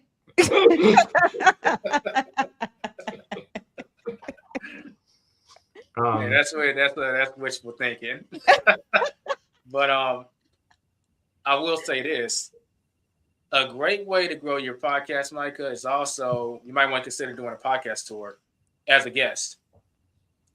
Okay. We definitely on that. And we also going to the Podfest for South by Southwest, trying to get into those networking events. Podcast tour as a guest. I like that. And I'll say this because I think it'd be great if certain people also did this. Maybe she's listening, maybe she's not. I don't know. I'll just put it out there. I think you should come to Bit Summit this year because that puts you in a different space. It's expensive, but since you're a podcaster, that would be a great chance to make some connections. And you'll learn some stuff, but mainly the big thing is the connections. You could probably get some big name podcast guests on there, which will help to bring more attention to what you got going on. I know Nikki has to find a way to she loves to get paid to travel. So if she could find some way to get paid to travel to Texas, maybe she'll come. It's on my bucket list to come to Texas. Y'all know I'm a Dallas Cowboys fan. Oh, man. All right. But Kwong, I see your chat. We appreciate you hanging in with us. Yeah. Thank you for having me. Happy birthday again, Elijah. Wonderful to know you so many years now. Networking, how I first met you, right? So I will talk to you guys later. Bye-bye. All right, catch you later. I'm gonna be. Oh, go ahead. Okay. I was gonna say, like the podcast tour thing. The most of my courses I've ever sold was from being on somebody else's podcast. So yeah, it is like people, because you get into other people's ecosystems. I like that advice. Straight up. I still get messages from being on that podcast. So Yeah, I've always gotten a boost anytime I've done a podcast. You can take that a step further, Micah. You get on a good podcast and they don't have an affiliate program for, well, actually, let me flip that. You could work a deal with the host and say, hey, I want to make you one of my affiliates. And they will push your course probably 2 to 3 times harder than you would get just like, normal passive traffic. But you're incentivizing them to mention it more, to promote your show more. And by default, that'll increase sales. And they're going to also look you up and find your podcast too, because they'll probably be linked. But it's hugely incentivizing people. Oh, I'm going to make money if I push this more. Well, of course I'm going to do it. Yep. I'm up here taking notes on all this. Yeah, I'm definitely on it. Yeah, because we've been very intentional about this one because we weren't intentional about Live, Let, Thrive. And so, because I remember that conversation we had, we was like, well, your intention to ever make money? And I was like, no, we never started that as the intention. Intention is everything, you know what I mean? Because we got almost over 500 hours of podcast content, and we never intentionally did nothing with it. So this one, I'm being intentional, like walking into the door for sure. So, Nikki, what are some things that people have done on podcasts that have annoyed you as a listener? She got some stories. I see where this is going. I am not trying to be shady boots, but I personally know. You don't have to say any names. You can just say XYZ annoyed me. Okay. So first and foremost, when you have a microphone, it shouldn't be a corded microphone that has to be passed around. And then you hear the.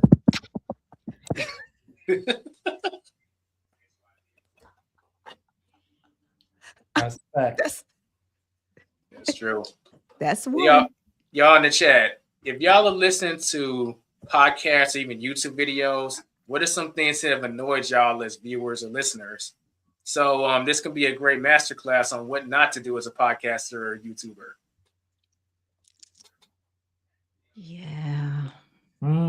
Also, talking over each other. Like if you have multiple people on a podcast and they're talking over each other, that is crazy annoying. I'm looking at you, Anton Daniels, in your room 9. Or Fight Club, or you renames it every single 6 months. That's just be like talking over each other. You can't hear nothing for like 2 minutes straight. Right. That's true. Micah, what about you? I know you've listened to some podcasts before. Is there something that people have done that just irks you as a viewer or a listener? Bad sound quality. Like get you a good mic. Make sure your people are using the mic. Like one thing we had to do on Live, Let, Thrive. Yeah, microphone feedback. One thing we had to do on Live, Let, Thrive to like really get our stuff up to date was we both bought mics, mixers, and then we had the guests. Like this happens really with guests, especially if you're doing it virtually. You have to tell them, make sure you're hardwired into like the computer. Make sure you're hardwired into the computer because like when people used to get on their phones and then they get on their phones and then they on Wi-Fi, like it gets horrible, right? So the feedback. The other co-host of the Entrepreneurage podcast has finally dropped in. Hey, Mahogany. Happy birthday. Appreciate it. Thanks for inviting me. Oh, definitely. In fact, I knew Micah had my back, but I thought about specifically saying, hey, can you put me on speaker? Is Mahogany there? Just so she can't say that I didn't invite her. I'm going to invite y'all both. To just flatter your fanny a little bit, I did hear that call. I was asleep in the room, but I heard your call. So I heard the whole thing. He told me, I'm like, I already heard. Yeah, let's do it. For So sure. you can hear things in your sleep. That sounds like a superpower or something. I got a lot. Yeah, I got a couple. She can't hear nothing in her sleep. It's just for me. She can't now. I don't know. But yeah, we was talking about annoying things with podcasts. Yeah, I was listening. I heard her say about the talking over each other and the mics and the.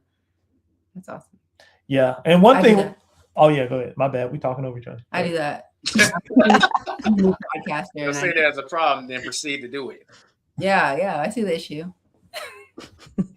But one thing, like, and another thing, like, we did with this podcast is like, if you're on video, like bad video quality, because like this one, we was like, look, let's go full out on this one. Like, let's make sure we got 4K cameras, all that. Like, we using, like, you can tell, like, on our, like, I was comparing our Instagrams from like the ones we do virtually to the ones we do in person. It's crazy good. So I'm really excited for this podcast. I keep telling Mahogany, this is going to be our best podcast. This one's going to be produced the most, give us the biggest community. Like, I'm excited about it. Hold on, wait. I remember Nikki dropped the bomb on our podcast that we did recently, how YouTube is biased towards if you do a podcast and you do it on your phone, it promotes it more. So, and it's vertical and you're not using the streaming software. But the issue that she kept bumping into was, the phone will overheat and like shut off. So I'm actually kind of thinking, how's there a way, how can I incorporate that? Because I've seen that, like, you'll be doing the same stream. Like, I'm streaming using StreamYard, but somehow I could also, let's say if I tried to stream using this too, like from a different angle, this might have 10 views and this will have like 120. Right. Like literally 12 times the amount of views. So I'm trying to figure out maybe a way of doing both. That might be something to think about too. I will say, because that's for live streams specifically. You can actually do both at the same time, and even YouTube lets you do it natively inside YouTube Studio now. So the thing was, like I said, I stopped using YouTube in general when it came to that. So I just started using StreamYard, but then I stopped doing live streams fairly recently. So, but yeah, you can definitely see the difference. They'll definitely push out your live streams more on mobile. This is annoying as hell. Yeah. And babies in the background. Yeah, for sure. We used to do that. I was gonna say Stream Deck. Like get those Stream Decks. Like we use them on my job, and a lot of people they'll stream from. There you go. She already got it. That's what I said we need to get. That's right the there. day. Yeah, Quan was trying to sell her into sending your boy one of them. She wasn't having it. Yeah, I'm gonna eventually try to get one of those because I like these live streams. I would like because we're about to do a bonus content podcast, but it would have been really good if it was a live stream because it would have got a lot of. I think it would have got a lot of views because it's what is it, pop culture? So yeah. Okay. Raven, I appreciate you sliding in here. Wish me a happy birthday. Ebonics. Miss Janet, what? Why don't y'all share while y'all laughing? Like, and let's let everyone else laugh too. Oh, she said. Oh, Ebonics. yeah, she said Ebonics. Can you see the chats coming up? What's up? You see Janet? You see the text coming up? Yeah. I was trolling. I'm just laughing because She ain't got time for that. Is what she's that's saying. Ebonics. What? I ain't got time for that. That ain't Ebonics. Is it? I don't know. Let her answer. Is that Ebonics to you? Saying I ain't got time for that? Hey, Jeanette, you want to elaborate on this comment? Some people they want some elaboration. I'm going to stay out of it. Barking dogs. Or incessantly barking dogs and sirens from the street. I guess it's not so easy to have soundproof room now. That's bad. That's bad mic quality. Yeah. I mean, Yeah. it shouldn't be picking up that stuff. So they just pick up. I think the cheapest decent mic is the Blue Yeti, and it's less than $100. So let's grab one of those. I will say this. So many people start thinking about camera quality and all that stuff. The biggest thing you can do is invest in decent audio quality, and people can get around like looking at a shitty video because they're probably listening to it anyway while they're working out. They're not even looking at it. No one can put up with bad audio. They just won't listen or they'll just click off. Yeah. Right. For sure. Yeah. Yeah, I'm definitely on the whole good sound quality. Yeah, Blue Yeti definitely does the job. And then once you want to go up from a Blue Yeti, I just got them Shure microphones, and those been working really well for us. I'm trying to get a brand deal with Shure. I sell so many of their microphones. It's not even funny. Ooh, what's I the sell a what's the lot. best one of y'all you seen? Because I think we using like the lower tier of them, the Shure MV7s. Yeah, and that's what I have. I have the M7 Plus. Okay. Yeah. Yeah. So and that's the thing, like, because I do audiobook narration as well. And like that's really popular on my channel. And so I sell a lot of microphones because people want to get into audiobook narration. And really, it depends on what you're doing, but like we're talking about podcasting specifically, but it also depends on your background and like how well you soundproof your room. Because like, say for example, if you don't have a rug or carpet in the room, of course, it's going to be more reverb. But there's other things that you can put around, like padding and all kinds of stuff. Even simply as simple as blankets. A lot of people don't realize that. Like they think that you have to go buy all this expensive stuff to soundproof your rooms, but really you don't. But I got to give a shout out real quick. Samiko just dropped some money in the Cash App. Much appreciated. I'm missing that sound. I might have to go on YouTube and just download one real quick just so I can use it. But speaking of which, I'll say I'm getting my reps in. Feel free to drop a super chat or put some money in the Cash App. Well, I'll put those in reverse since we all know that YouTube takes their share. So how about put some in the Cash App if that's available? Your boy appreciate it. That's a good present. Yeah. And I see we have a quick cameo in Micah's section. Oh, the baby. Oh. Yeah. No, never too far away. Yeah, I still wanted to know. I want Janet to expand on that Ebonics Oh, she comment. did say a healthy conversation such as this. This ain't Ebonics, Basically, though. yep, there you go. Yeah. No. Well, I'll say this. I know, Janet, I know you're still cooking. If you finish cooking, feel free to hop on. I think that would be an interesting conversation. Because I think I know what she's saying, but I just think it has to be worded in a politically correct way. Appreciate it, Tamiko. I appreciate you dropping that money in the Cash App. So, Micah, in terms of, you might have missed this part, but I'm starting another channel called Social Dynamics. Mm-hmm. And essentially, it's going to be how to network, how to make connections with people, and how to make friends. Are there some topics or videos that you feel that I should make over there? Because I'm just saying that this is a big problem in society, especially, well, I'm not going to throw shots, but I'm noticing the younger generations are really struggling with this. About networking. I'm going to be honest. That's why I love being married, because she's the networker, and I'm the behind the scenes computer nerd. So she's your cheat code. Yeah, Mahogany's the networker. Like she knows how to like pull stuff out of people, and that comes with, I think, your background. She knows how to pull stuff out of people, so I think that would be, What was the question? Sorry, Elijah.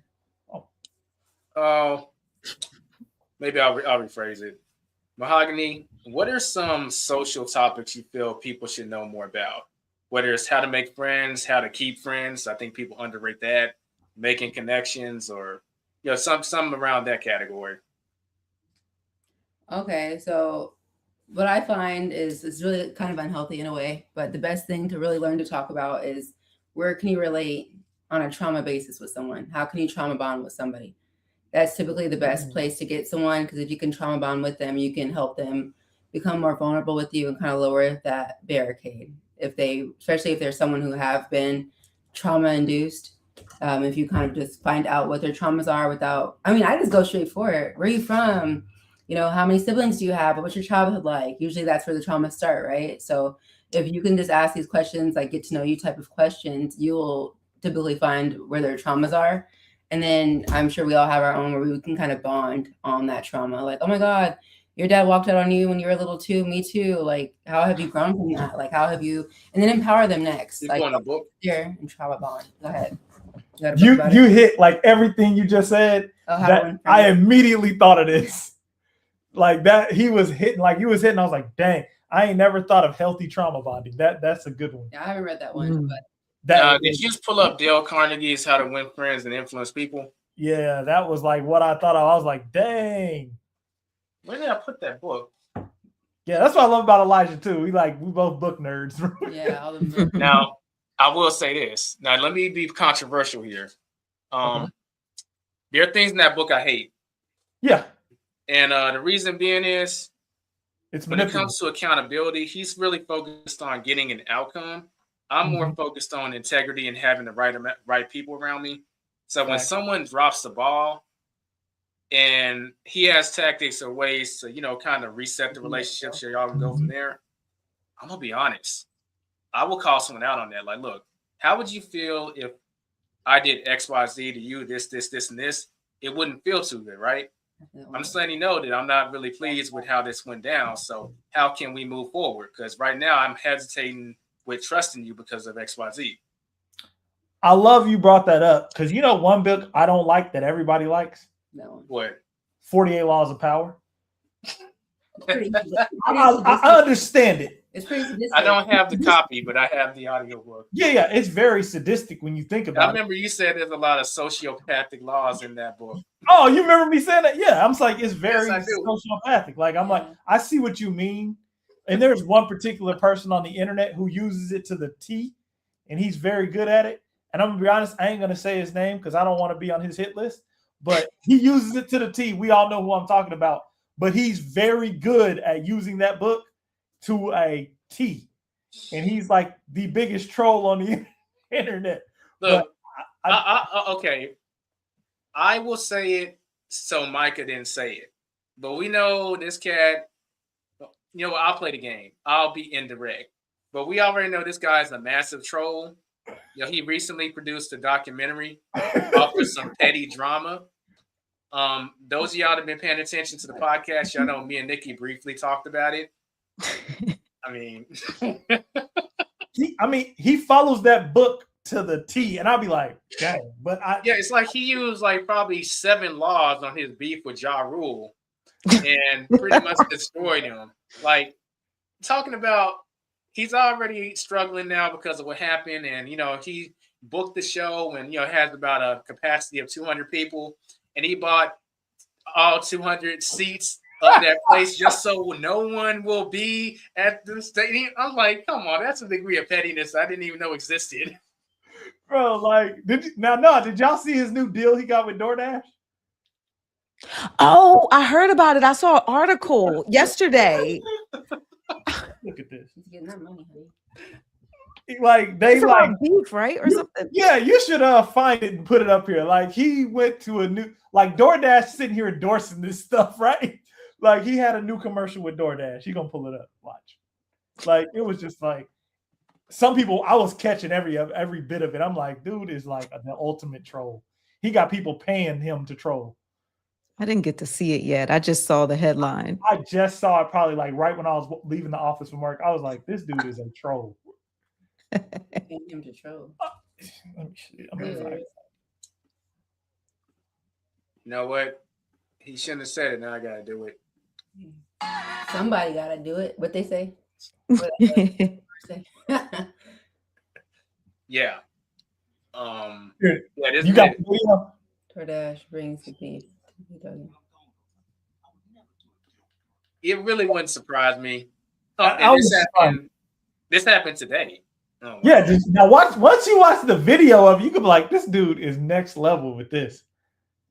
Well, look, he recently did an interview, and that interview, he's been declining interviews on the documentary for whatever reason, but he did this particular interview with this network, and he specifically said, "Oh, I did it with this network because I know it airs in prisons." Mm-hmm. That's just wild, bro. Bro is wild, man. That dude is crazy, man. Well, I mean, he's personal friends with Robert Greene, the author of the 48 Laws of Power. I can see it. Oh, yeah. Oh, wow. Yeah. Like personal friends. Like They have their phone numbers. They even wrote a book together called The 50th Law. Now, I haven't read The 50th Law, but yeah. Stop. Dude, it's crazy. What happened? You know what? I think that's not even Robert Greene's best book. People sleep on this. The Art of Seduction. Uh-oh. And you can use this in sales too. Let me write that one down. What kind of seduce? Yeah, because I was thinking of something else. That's why I was looking at my eyes like, let me get that. Hey, it can be used for that. That's the main point. But you can also use it for other things too. But yeah, your initial assumption is correct, Micah. Yeah. I'm up here. The Art of Seduction, baby. What? I didn't know he had that book. I'm definitely gonna be writing that one down. See, now you're bringing me out of my introverted shell because I could talk books all day. Yeah. Oh, I was under the impression you were already out. Yeah, there you go. Nikki, what's your favorite book or least favorite book? I know that's a good one.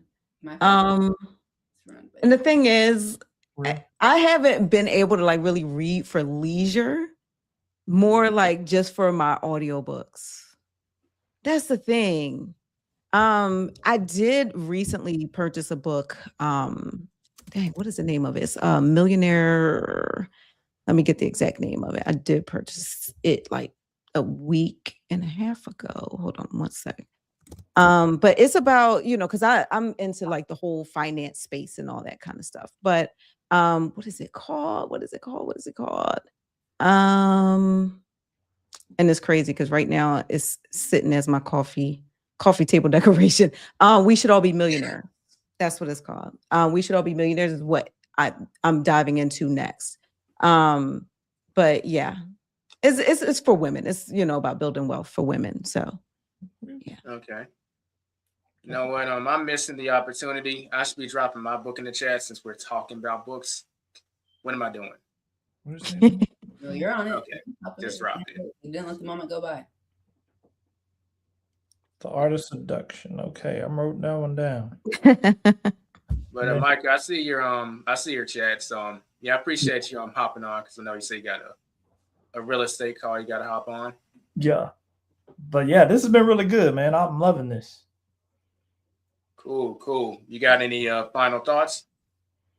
Anything you got? I'm definitely, let me know when y'all doing the next one because we definitely like this. We definitely like to hop on, and thanks for all the advice because yeah, I'm definitely the sponsors, the ebooks, the vid summit. Yeah, I wrote all this stuff down. Are y'all going to the podcast event South by? I don't want to call it an event, but just the panels Pod and movement. stuff. When is it? March 13th. Is that Yeah, 13th through the 15th in Austin. Where is it? South by Austin. Southwest. I'm not sure. I have to see if I can do it. Okay. Yeah, check it out. Let us know. We're gonna be making our trip down there. Yeah, we going. All right. Cool.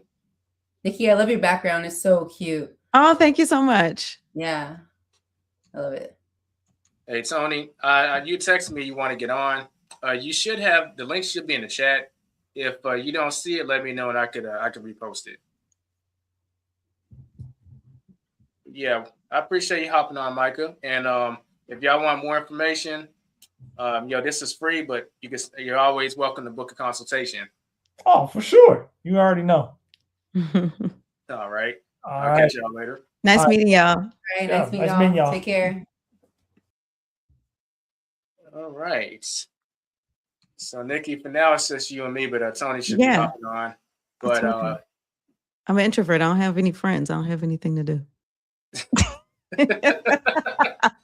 Nikki, what do you look for in a friend? Like, if you could design the perfect friend, what would they be? I'm like Drake, no new friends. Not to compare myself to Drake. I don't want to be in that lane, okay? But especially now. Yeah, exactly. Snitching just for he lost a rap beat and go filing paperwork. I'm good. Yeah. Yuck. But the thing is, like, it was funny because what Micah had brought up, he was saying like introverts, we draw people to us. And that honestly, like for me, it's it's annoying because the thing is, and like I'm really selective about who I keep around me. I'm like a big energy person. That's one thing. But also you got to think about I'm coming from the angle of I'm a single mom. So if I am and a business owner. So if I'm going to go hang out with somebody, like I could be working, I could be spending time with my kid. You know, for me, it's like this has to like really be way more important or way more fun. Something has to be in it for me. And I'm not the type of person that will, just have a friend like that. Like I have like people that I speak to like every Yeah, people once in a agreeing while. with you in the chat. Yeah, exactly. I keep yes. Keep the circle small. Hey, Exactly. Tony, your camera's not connected, just so you know. But I see you in the back. Go ahead, Nikki. Yeah, that's exactly how I am. And what I say is annoying is because when people meet me, it's like a thing of like, oh, we should hang out more. And then I start getting the good morning texts and my, also to be transparent, the majority of people that migrate to me are males. Like, let's, to be honest about it. And so it's like, I have a lot of platonic friendships. And then mind you, I came from a male dominated job in police work. So the majority of the people that are in my circle or, that are in my span are, male cops is a lot of times. But even beyond that, like the people that I meet, like I tend to migrate to the guys because I have like, I guess that boyish side of me too. Like I'm just, I have my YouTube, I can be PC and everything, but I still have that sick cop sense of humor and boyish type of tendencies.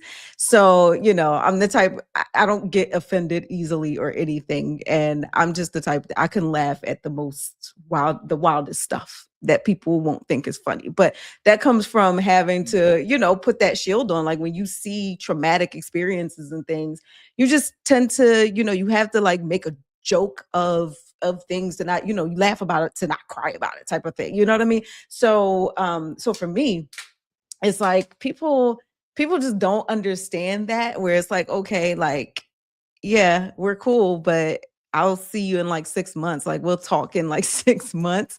I don't want the good morning text. I just don't want it. I'm just like, ugh.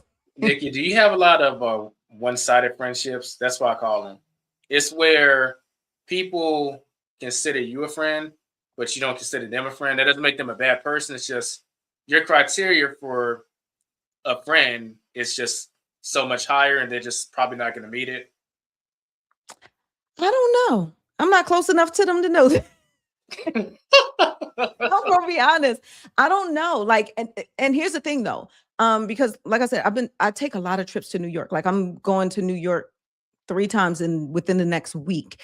And so it's like I'm like a magnet. Every time I go to New York, I end up coming back with new friends. And and that's not just male, dominated with that one. With that one, that's more honestly, it's more females. And so like I stay in contact, but the majority of the people that I'm meeting in New York are content creators and creative people. So or other business owners. And so we have that in common, but we also are busy enough to where we don't have to rely on each other. And so I like those types of dynamics where it's like, okay, that's my homegirl, like, people I've hung out with maybe a few times. But other than that, like, I don't sit up here and say, oh, that's my best friend. I don't. Nobody's getting that label. My daughter's my best friend, honestly. Yeah. I think that's a great topic for a video. How can I put it? The concept of friendship, or how to politely let someone down as a friend, or that could be 2 videos. Yeah, man. I'm telling you. And it's awkward every single time. It's like, oh, here we go again. Like the good morning. I'm like, oh, all right. Now this person's like getting used to me or, trying to text me every single day. I'm not the type of person that's going to text you every single day. Like I just, and Nikki, I have a good cop out for that. You could steal my my tactic. You want to? yeah. What is it? You get to say, I'm not a texter. I'm a talker. And it's true. It's true. And you But know if it's what? true, then that's even better. Yeah, it's true. And the thing is, like, but then again, I'm always working. Like, my business is like 100% online. So when I'm home, even if I'm consuming YouTube all the time, my TV stays on. I'm a student of my craft, but I'm still working in the background. But one thing that I do let people know as well is my phone is on do not disturb almost 24/7, almost 24/7. And it's not, so people would think I'm like ignoring them, like, oh, she had that, checked her phone, but I'm not even going to see any alerts because I'm not going to the text message part of things. Like if I'm posting on social media, which, I don't even really post on my, the Nikki Connected one, or now it's official Connected for Real. I don't really post on that much. I've mainly focused on the Nikki for Real content, because that's honestly is more fun for me. That's the one that's been getting me my connections in New York. I'm going to be going to New York Fashion Week for the first time in my life. I just went to 2 exclusive movie premieres with movie stars. Like that's something that, Yeah, the one huh? with Chris Pratt, right? From Guardians Yeah, of I the went to the Galaxy. one with Chris Pratt. That was the last one that I went to. And then like about a week before that, I went to the premiere of Night Patrol. So I was in there with the stars of that movie. And so honestly, like it's a different, I'm still feeling that out, but I noticed that brands, because now I have the 2 brands, that brand is the one that's getting me into the rooms. The Nikki for Real is getting me into the rooms. And that's what got me invited to New York Fashion Week. Ironically, like I have, 100,000 subscribers on YouTube and nobody respects it. But it's literally Nikki Oh, for come on. Real. Don't sell yourself Yeah, no, short. but Nikki for Real doesn't even have 1,000. And I get into way more rooms way easier with Nikki for Real than I do with Nikki Connected. But Nikki Connected is my business, that's what's But on my you're product. a brand new 100,000 subscribed channel. So then maybe that'll change soon. No, but compare it to 950. Yeah. No, you made your That's the point. one. Yeah. Yeah, that's the one that's getting me in the doors, I will say no, but the one where I was in there with Chris Pratt, that one was based off of Nikki Connected, because I was invited by YouTube. And the reason why they invited me is likely because of my police background, because it was a police-based movie. So it wasn't, I don't think it was, because it's a finance channel. It's not something that people get like excited about. Like, oh, that's fun. Let's invite her here. No, they're not inviting the finance girl. They're going to invite the goofy single mom. That's who they're going to invite. Hey, in the chat, everyone, why don't y'all share? How do y'all feel about? Have y'all encountered situations where someone wants to be your friend, but you already kind of know, like, we're not going to click, so you just kind of pull back and kind of hope they go away? Like, I let us know block in the them. Chat. Huh? I block them. Okay, she takes the more extreme approach, but I ain't mad at her. We can actually dive into that. So, have you ever had like any of your subscribers or fans like see you out in public and approach you like, "Hey, you're Nikki Connected," and then like, have you ever had that before? I've had, ironically, the most of the time that, or the main time that I think I've only been recognized like twice, or I get weird stares a lot. So the thing is, like, I don't know. Yeah, they just, people stare at me. And I can see them like even out of my peripheral vision. Like I can see like they're staring at me. And I'm like, do they recognize me or something? Like it's just coming off as weird. Like, and that's why I tell people, like, if you see me, just say something. But the thing is though, when ironically, when I didn't even have like, I don't think I had 100 subscribers. I was living in Delaware. This is years and years ago. That I think this was around like 2015, 2016. I was doing Lyft, and some lady, she gets in my car and she's like, I know you. And I'm like, you do? And she's like, yeah, I subscribe to your channel. She's like, my sister got me subscribed to your channel. We love your channel. And I'm like, what? And that's when I was talking about couponing. And so that was one time I Back got in the Deal recognized. Finding Diva days. Yes, Deal Finding Diva. That's honestly, I don't remember any other time when I know there was one time I got recognized as Nikki. Oh, at a barbecue last summer, I got recognized. And somebody, she seen me at this, because we have a friend in common, or associate in common.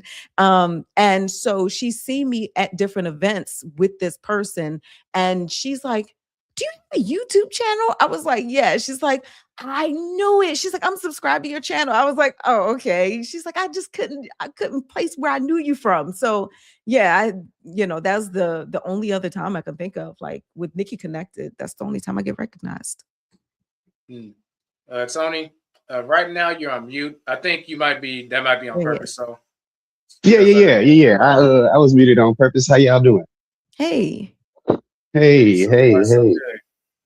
Yeah. I was about to say, y'all been having fantastic conversations. It's hard to listen to somebody for 2 hours and 10 minutes and, still be entertained. But yeah, it's good. It's good. I'm glad everybody's good. Happy birthday, my boy. Hey, appreciate it. And since you did bring that up, let me actually see how the progress meter is going. How much time do I have left to hit that goal? So, only 53 minutes left. So I can. Oh yeah, bro. I'm pretty confident we're gonna hit it. Yeah. Definitely. Tony, what do you think? What do you think about the combo? Which part of it? The podcast part, the part y'all talking about now with making friends and all that good stuff. How about the friend part? Or if you had a situation you can relate to in that regard, like people that want to be your friend, you're like, nah, I'm good, or something like that. Man, I have no issues making friends whatsoever. I'm a pretty friendly guy, so I would imagine that I can't really think of a time where I really just didn't want to be friends with somebody, to be honest. But I'm one of those people, hey, the more the merrier. I don't see, you being my friend as a negative in any way, because I'm not about to let you misuse me. And that's the issue. I don't have any problem with people using me, because I use people all the time. But it's misusing that's the issue. So if somebody, define misusing, like So I'm sorry to hit you with a metaphor, but if you have somebody who pours into you, like if your cup is empty and they, pour a little bit in, they don't even have to fill you all the way up. They just, give you, a couple of drops or something like that. That's somebody who is beneficial to you. But if all they're doing is taking, that's somebody who's misusing. So let's say, how do I want to say it? If you got somebody who always calls you, hey man, I need you to help me move. Hey, I need you to help me do this. Hey, I need you to help me do that. And then, you like, hey, it's my turn to move. I need to call you. And they like, well, I just hurt my knee yesterday. And oh man, I don't know. I got, this thing going on yesterday. But I'll get you next time, though. It's like, all right, well, whatever time you free is the time I'm gonna be moving it. So yeah. You're gonna be waiting for a while. Yeah, exactly. I do like George Carlin say, whenever people come to you like, oh man, is there anything I can do? Oh yeah, I need this back 40 mode. You know what I'm saying? I need this tree chopped down. I need all this stuff done. You come over here and paint the garage. Yeah, I need the garage painted. I need everything done. What you mean? But yeah, so my whole thing is appreciate the birthday shout out. Oh, go ahead. Yeah. Nah, you good. My whole thing is just, hey, look, the more the merrier, if everybody's, dripping in a little bit, eventually your cup will get full. It's not a big thing to me if you want to be my friend. That's fine. But don't call me all the time and don't ask me what I'm doing or where I'm at. I got stuff going on. Like, you don't need to know where I'm at. Like, where are you at? Hey, Nikki, I see you kind of chuckling over there. Did he hit a very relatable note? Yeah. I'm a giver. And that's probably one of the reasons why I say to myself, because I know people will be like, oh, but she does this, especially y'all guys. I ain't gonna front. Like, I'm just talking about like just friendship wise. They know, like you have a female friend that can cook. They just like, oh, let me get a meal, Nick. Like, like why you always showing up for a meal? I might be putting a contract on my head. Well, some of them is yet to be determined, but I don't think I have that many female friends that know how to cook. But I don't think there aren't many people that know how to cook in today's environment in general, though.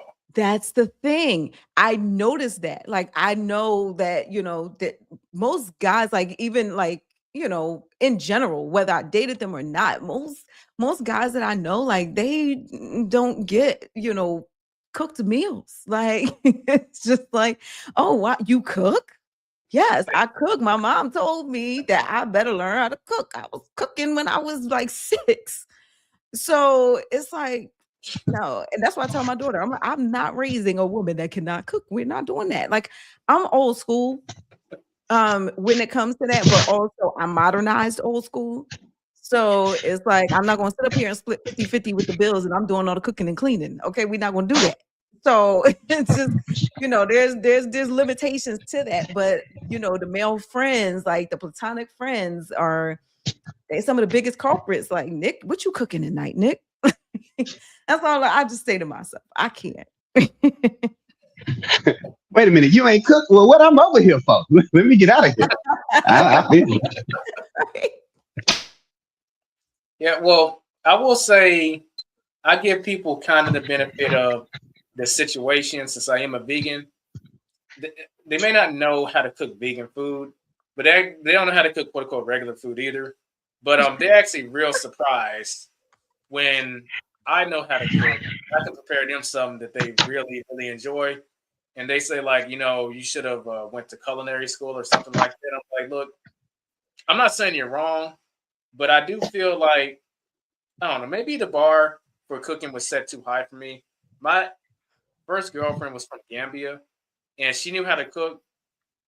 And even vegan food, she said, okay, I don't know. Let me see what I could do. And she still made the baddest vegan dish that I've ever like tasted before. And this is her trying for the first time. And it's just like, I guess maybe people just can't match up to that standard. But if they knew how to cook at least average food, that would go a long way. But I feel like with the internet these days, why do we not know how to cook? Oh, lazy. I mean, ain't nothing else to say but lazy. Just follow instructions. Even if you don't know how to cook, you can still make a good meal. Nikki, let me push back a little. Some people define cooking as, okay, so I got these hot dogs and these tater tots and these buns. Then I'll, put the tater tots in the oven. And when that's done, hey, your meal's ready, baby. Like, that ain't nothing. I'm talking about cooking from scratch. Like, okay, you got your flour here. And then, you're like, you got to cook from scratch. And a lot of people cooking from scratch is like, huh? Yeah. One of my favorite shows, though, is Chopped. Where you can get, like, they give you like a basket full of different ingredients and you have to make a meal of it. Ooh. That's a really good show. It actually helped me get my cooking skills way up, like even better, because I'm like, oh, okay, like I only have this right now. Like, I'll whip something up crazy. Oh, I have some heavy cream. I got some rice. I got some.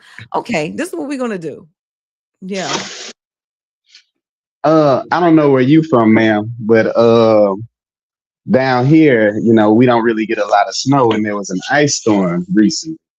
And because there was an ice storm, people raided the stores. It's funny when people raid the stores, they always take, the most obnoxious things. Like, during COVID time, it was no hand sanitizer and no toilet tissue. This time there was no bread.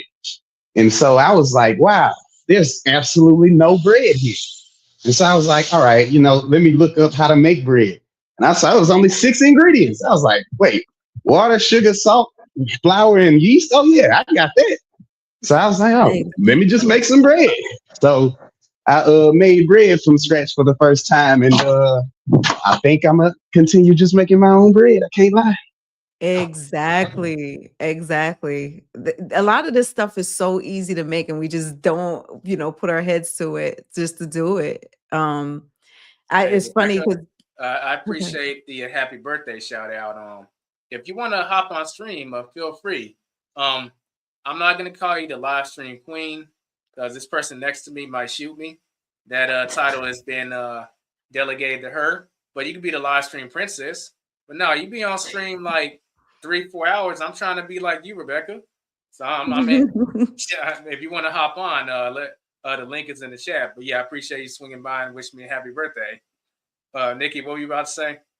Yeah, I was gonna say, like, it's just really simple things that you can make these days. Like, I can't. It was something like within the last couple weeks, there was something new that I didn't realize. Just like what he said with the bread, it was some. I can't remember what it was, but I was like, "Is that simple?" Oh, buttermilk. Buttermilk. I was like, "Oh, this store doesn't have buttermilk." I'm like, sure enough, I asked my Amazon device, how do you make buttermilk? It was 2 ingredients. Milk and lemon I'm juice. assuming butter and milk. No, I it was would be milk wrong. and lemon juice. Milk and lemon juice will do it. And also, or if you don't have lemon juice, you can use vinegar. But that's all it is. That's all it is. I was like, how many times have I went to the store just to, for some buttermilk? Like, it's crazy. Where are you from, madam, if you don't mind my asking? Philly. Philly, okay, because I heard you say you were going to New York back and forth. And I know, like, all the videos I see of people in New York, they going through it. I've personally only been once, but I enjoyed it out there. Oh wow, where are you from? Louisiana, the boot. Still told. Yeah. I used to live in Dallas. That's how I met Elijah. I lived out there for like 10 years. And yeah, like they say, my boy the network king. So, I met him before he was on their status. Oh. Yeah. But yeah. Philadelphia sounds smooth. I've never been. Is that the city of brotherly love? Which one is that one? Supposedly, yes. Oh yeah. So that's why you. Yeah, that's why she's so friendly, my boy. You heard him. They call it city of brotherly love and sisterly affection. Okay. Yeah. See, all that is real good. I've never been. Which neighborhood you're in? Yeah. No, she's saying it depends on which neighborhood you in. If you in that, gotcha. Yeah, if you're in that neighborhood that Will Smith started off in, things might be a little bad. You might get in one little fight. I spent most of my career in West Philly. Mm-hmm. Ooh, born and raised, huh? No, my career. I was not. I did not know things. But here's the thing. This is what a lot of people don't know about West Philly. Okay, so Will Smith was from Overbrook. Overbrook actually also has mansions. Okay, so just so y'all know, like Overbrook, has different parts. Yeah, it has different parts to it. I don't know which street he lived on, but from what I heard, he didn't live like in the worst parts. But yeah, there's a lot of judges and doctors and stuff live in Overbrook. I can see that. Yeah, I can definitely see that. Because he started off. I got to get my final rep in real quick. But y'all listening in and y'all want to contribute to the stream, feel free to super chat. Or you know what? I'm just gonna stop mentioning super chat. Feel free to drop the money in the Cash App if you want to get your boy a present. It's very much appreciated and it supports the stream. And Crystal, I appreciate you swinging in and saying happy birthday. Tony, what were you about to say? No, I'm pretty sure we were still talking about Will Smith. I was just gonna say something about Will Smith. Oh yeah, he got famous real young, so I could imagine, he had money, or lived in the area with money real young. Yeah, back it's in one of them things. Bel Air days, right?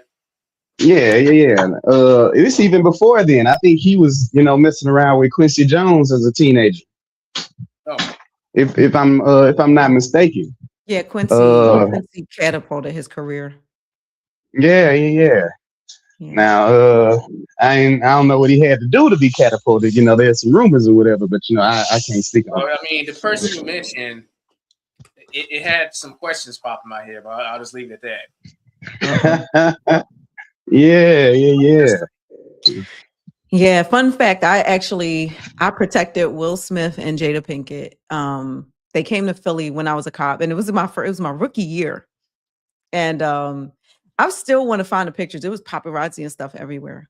But yeah, they would do a peace like a peace walk type of thing here in Philly. And so they brought a lot of the celebrities with them, like Karen Parsons. She's the one that played Hillary. She's so sweet. It was her. Who else? Tashina Arnold, Tisha Campbell. He brought all of them, and yeah. So I had to like lead. Will's like over my head, right? And and Jada's here. But yeah, like had to lead them through the crowd. I thought I was the ish boy. I was like, I just got out these and I'm leading Will Smith. Let's go. Yeah, I could imagine. Ooh. I was about to say, did you get to talk to any of them? Well, Karen Parsons, I didn't have any conversations with any of them, but Karen Parsons, she actually like kind of went out of her way to say hello to me. Like she, I was just, because all the celebrities, they were just doing their own thing because they had tents and stuff. So before the walk started, like, I was like, basically walking the tents, like protecting the tents and stuff. But yeah, she like, she came over and she's like, hi, how are you? So, but yeah, she was the only person that did that. I will, she did that. She was so genuine. Yeah. Also somebody else that that frequents the West Philly area, Charles Barkley. Yeah, Charles Barkley. Yeah, I believe he has a house on the other side because there's actually a borderline right up there, like outside of Overbrook. There's a borderline between Philly and the next county over, which is Montgomery County. So I believe Charles Barkley has a house in Montgomery County as well. I think I heard that. But a lot of the cops in my district like came across him. It was funny because I was sitting in a police car, just sitting there one time, and he gets out. He's tall as I don't know what, and I'm like outside of a 7-Eleven park, and he like greets me, like waves at me, and deducts his head to go in 7-Eleven. I was like, "Was that Charles Barkley?" Ducks his head. Yeah, he had to duck his head to walk into the 7-Eleven. That's all. God damn. Oh yeah, I thought he was hiding. Yeah, I thought he was hiding too. I connected the dots after you started explaining it. It was a long time ago. And then the crazy part is one last Philly contact. I went to high school with Kevin Hart.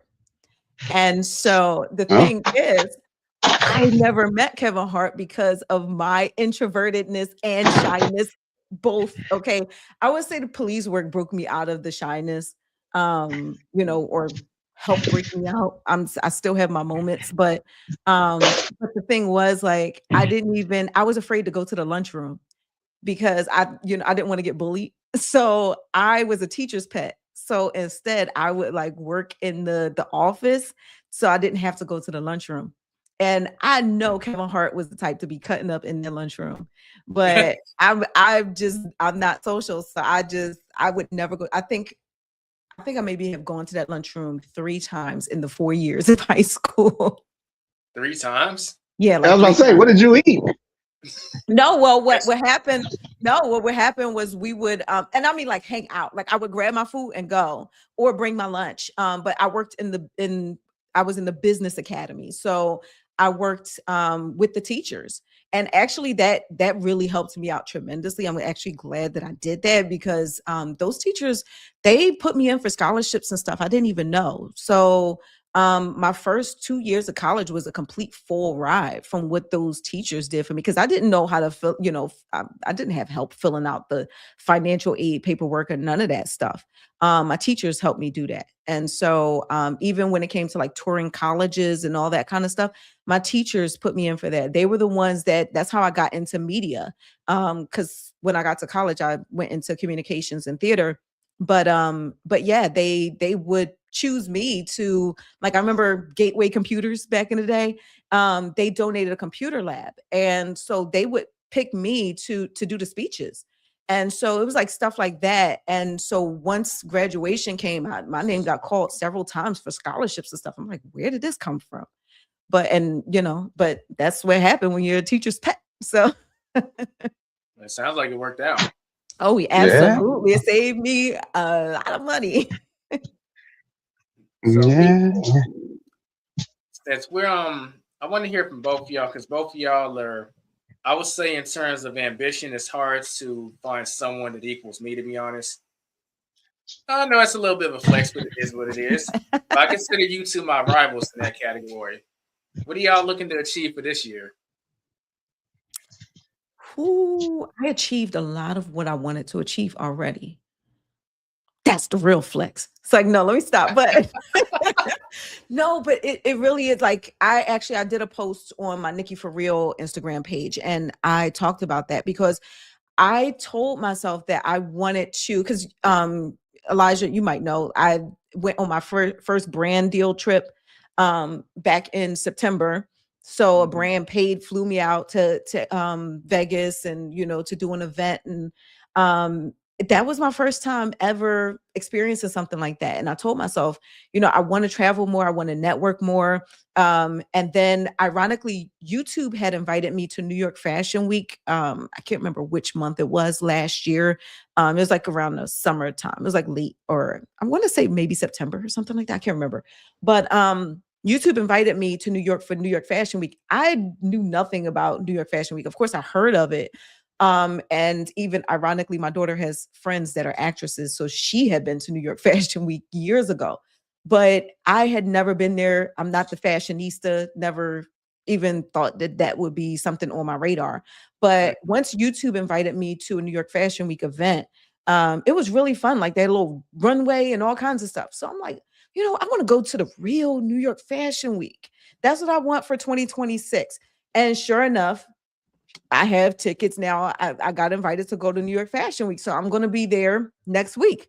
So, already accomplished that. I wanted to go to a movie premiere. I went to two, with, exclusive movie premieres with the celebrities and stuff. I wanted to experience that. I experienced it twice already. So, Tony, just so you know, what she's talking about, she was sitting in the movie premiere as in the same theater as Chris Pratt, like Guardians of the Galaxy movies. Oh, well, if I wasn't jealous already, you made me more jealous, huh? But yeah, I think I actually like Chris Pratt. I think he's funny. He is hilarious. He was so funny. Yeah. Yeah. And it was actually YouTube and Amazon got together. It was an Amazon event, and they invited YouTube to bring creators. So it was just, I didn't have to spend any money, it was a good time, and it was the 3D. So, it was a good time. But I will say, I think what's left on my agenda at this point is I'm not going to say exactly what they are, but expand my brand in a couple different ways. And the last thing would be to actually go to another continent. Like, I want to actually, my daughter is a huge fan of K-pop. Like, I mean, it's like Korea. really, really bad. She's addicted. Yeah, she's addicted to the Korean culture. She's been learning Korean for years, with Duolingo and all that kind of stuff. So she's been asking for years for her Sweet 16 to go to Korea. So that's on the agenda. She turned 16 this year. So that will, that's, on my bucket list. And Europe. You said your daughter, but is that on your bucket list where you want to go to? or just your daughter? And everyone in the chat, let us know, where do you want to travel to, even if it's not going to be this year, somewhere you haven't traveled to before outside of the country. Yeah, that's my daughter's. And what's yours? I want to go to Europe. I want to, I actually want to spend New Year's in Paris. That's the ultimate goal, is that I want to spend New Year's in Paris. Okay. Yeah. Hey, Tony, how about this? How about we go backwards? What are some of the travel goals that you got? And then, like, what's your goal for 2026? It's funny. I hadn't really thought about what my goals were for this year, except for, just making more money. But travel goals. So there really isn't a specific place I want to go to. Like, my family takes a lot of trips.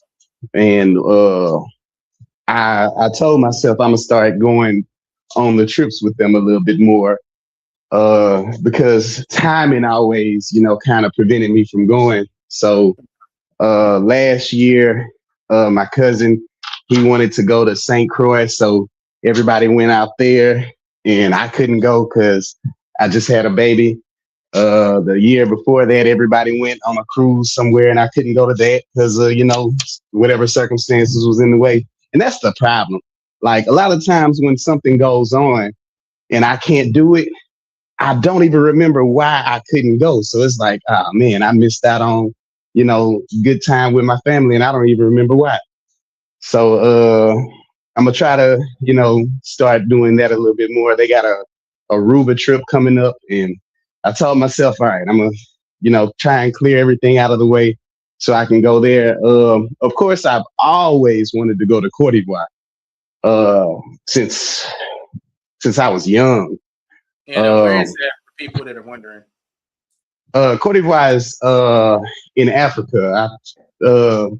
I think it's the East Coast. I'm not entirely sure right now, but I know it's a majority French-speaking country. And one of my friends was from there, and he would always talk about this soccer player named Drogba. And he was just like, oh man, just telling me about how beautiful it was, and how the beaches are, and just the people. And so he kind of planted that seed for me to be like, all right, yeah, I want to go over there, see what they talking about. But other than that, I'm really open to wherever. Like, as long as I haven't been there before, I don't mind going anywhere. I don't mind going to Brazil. I can go to even the slums, and I'm sure I can find something baller to do. Like it doesn't really, I'm one of those people, hey, look, I can find the beauty in everything. Like, it's good. It's all good. But I've definitely been to other continents, but a lot of the times I'll go on little resort type of trips where it's like, hey, you stay here in this area, you can't, they don't like make you stay, but as far as like going out, for free amongst the people and, mingling, talking to, I almost call them the commoners, but the locals, the locals, I haven't really done that. Like, to just, like, let's say if you go to Mexico, like, they'll have like different areas for you to be at, and I assume that's because certain parts are dangerous and they don't want you to, slip and run into the cartel or whatever.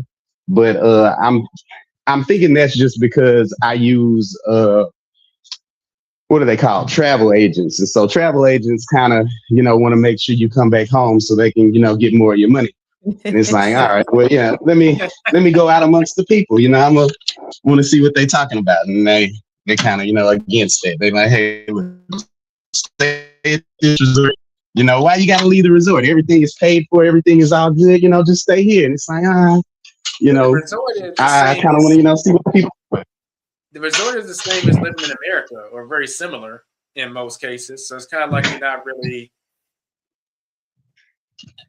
there's like culture theme stuff, but you're not really having a brand new experience because all the stuff is basically Americanized. Mm-hmm. Now, at least that's That what I. is true. Yeah. So there, Go there is some ahead. truth to that.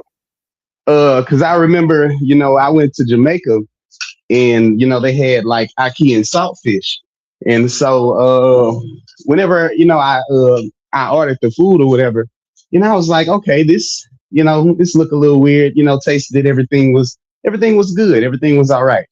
And then, I went out amongst the people, just kind of like moving around. And this guy who I met, he was still a part of the tour thing, but we were, out amongst the people.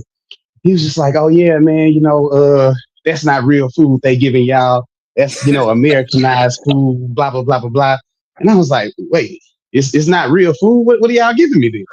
He was like, oh no, they just season it to be, more American and, whatever, whatever. And I'm like, I can't lie, I don't know. I don't know what you mean. Like, because, all right, so personally, right, I feel like we have the best food in the world. So whenever I hear that, like, they're Americanizing food, it's like, well, shoot. I mean, if you gonna like, what America are you basing this off of? Like, what part of America are you seasoning this food accordingly? Because I don't taste the America that I've tasted, but I will say Jamaica is the only place that I can say has food on par with the food here in Louisiana. Let me say this real quick. It's interesting you say that. I know it's a different category for me being vegan, but everyone generally likes fruits. And one thing that my ex always told me is like the food here has no flavor. And I asked like, what you mean? Like you bite into a mango or a carrot or something like that, and it's so hard and it has like hardly any taste. Versus like if I was to pick one off of a tree back at home and from Gambia, like it's so flavorful. And I was like, that's interesting. And I've heard my sister say the same thing when she did her internship in Costa Rica. The food had more flavor. So it's interesting to hear you say that. Nikki, what are your thoughts on that? Have you ever tried food outside of America, like literally outside of America? Nope. No. Because that's something on my bucket list that I actually want to experience. Because I can't experience that because I don't know what to compare it to. So I might go to, let's say, Gambia and try a mango. And once I bite into it, like, whoa, I never tasted a real mango until I experienced this. And I'm not saying it has to be from Gambia. It could really be from anywhere. But man, I do want to mention this real quick. We got the timer, and we are almost there. You almost got me at the 3 hour mark. We got 21 more minutes to go. I appreciate y'all bearing with me because we're gonna hit it. We're gonna hit it. Definitely. Yep.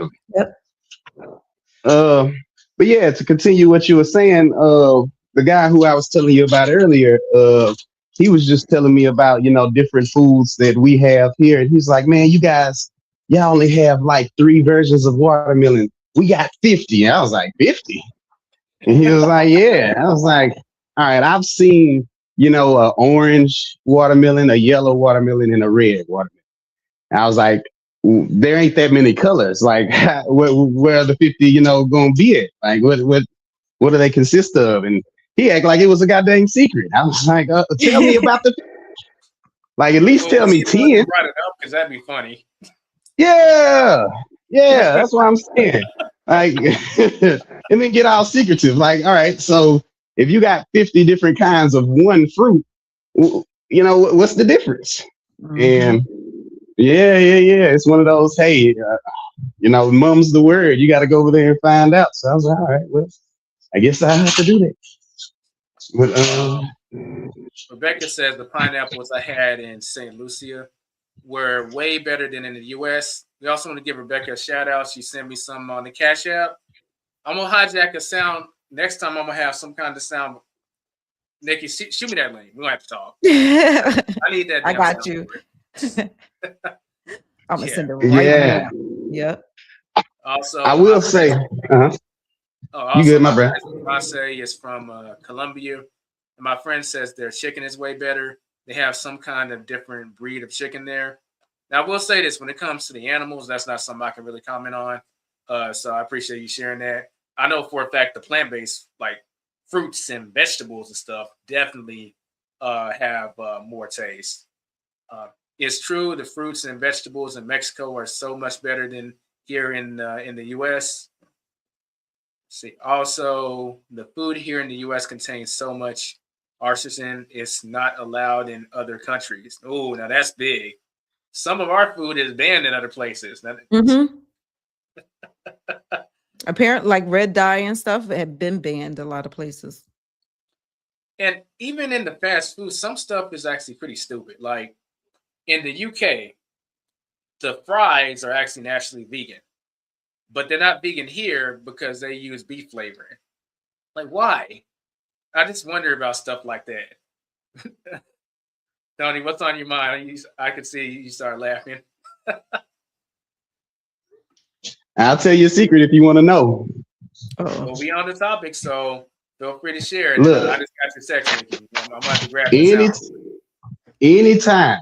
Anytime you read ingredients and it says natural flavor, that's beaver butthole. No, that's the butthole of a beaver. Google it right now. I'm not lying to you. That's what I can't lie to you. You can ask Grok or whatever AI you want to ask. Google it. Yes. Anytime it says natural flavors, that's the butthole of a beaver. Why? I don't know. Maybe beaver butthole just is super tasty or whatever. But yeah, anytime you eat anything from any grocery store that says natural flavor, that's what you eat. 100%. Google it. A lot of you not. Go that direction because I know some stuff that will get a contract. So I'm gonna fall back on that. But you can fall back, bro. But I'm just letting you know. But as far, I'm just saying there's other things too. But I'm not gonna go there. I'm gonna like, God damn it, Elijah, you just ruined half my kitchen. Like, look, it's ruined. If it says natural flavor, if people want more of that content, I'll put it on the veggie because you applied to get more about it. So if I say it, then you can't get mad at me. But also, as far as like food, I've been to Mexico, I've had their chicken. I don't, anybody who's cooking meat, I don't think they cook it better than we do here. Not, y'all, like specifically Louisiana, specifically the boot. I don't think anybody else cooks better. I can't lie, especially chicken. Somebody cooking chicken better than Big Mama, you got to let me know.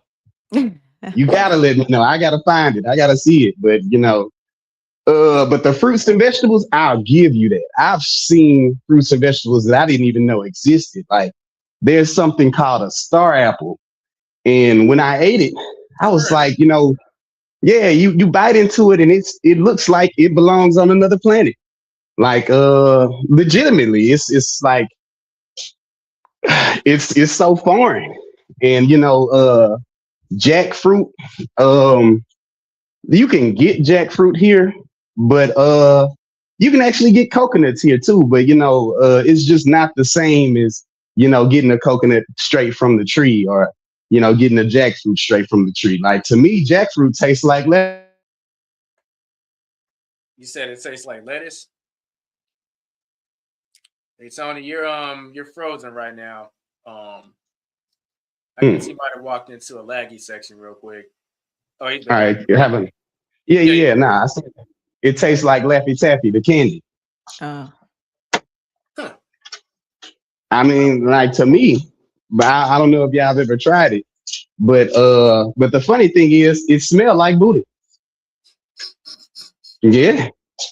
I'm reading the comments section. Some people they want to go that direction with like the food stuff. So I'm gonna have to ask for. Hold on. The chat is eating it up. No pun intended. So like, are you like, Elijah, I don't want to hear this shit, or like you don't care? Because it looks like the chat is down. I know Tony lives for controversy. Do you want to hear some of this stuff? Look, man, if y'all want to hear some interesting stuff about what you eating, then I can lace you down. Because yeah, specifically, it looks like Nikki's claiming the fifth. She ain't answering. Look, we ain't got to talk about it. It ain't that big of a deal to me. No, You know, it's it's just okay. y'all brought it up. So I was like, hey. No, like some of these comments.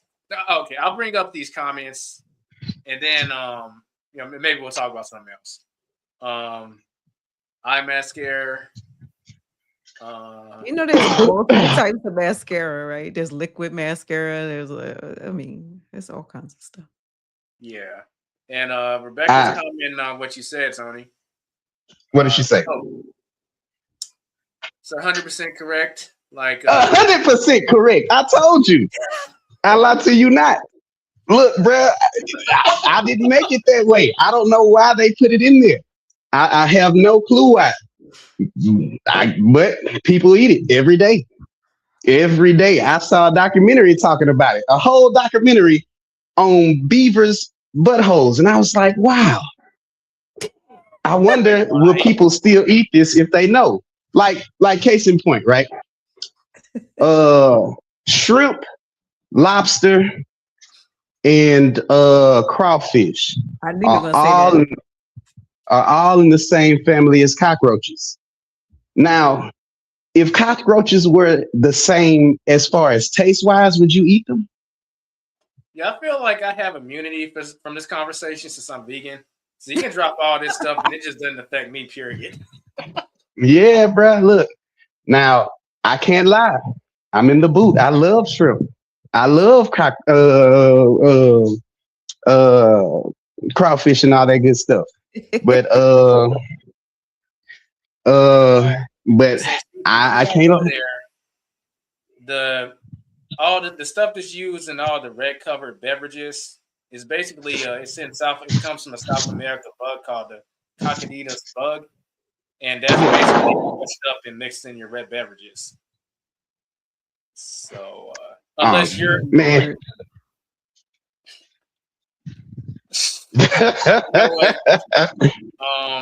No, we gonna move on. This turning into a different type of stream. No worries. I would say ending off. I didn't share a travel goal that maybe I want to have. It might not be this year, but I actually do have an interest in going to Kenya. I haven't decided. Some of my friends are from Kenya. It's either going to be Nairobi or Mombasa. But a lot of people don't know this about me, but I actually do speak Kiswahili. So it's actually a place that I wouldn't have to learn the local language, because that's actually a big thing with me. Some people I'll just go and then I'll just rely on a translator or like people speak English, all that stuff. I mean, you can, but if you could learn, I wouldn't want to be in a place and not take an interest in learning the local language. So wherever I go, I want to know some of the local language. Since I haven't been outside of America yet, that would probably be the easiest place to go because I already speak the local language to a certain degree. Yeah, it's legit, bro. I actually did know that about you, though. But yeah. Let me ask you this: when do you think you'll be able to go to Kenya? You know what? That's a good question. I haven't really given it any thought. I guess there's nothing stopping me from going now. I guess I just got to put down a date. Now, I will say this. When I go, I'm going to put together a travel crew. I'm not really a fan of traveling alone. Like, some people, they'll travel alone.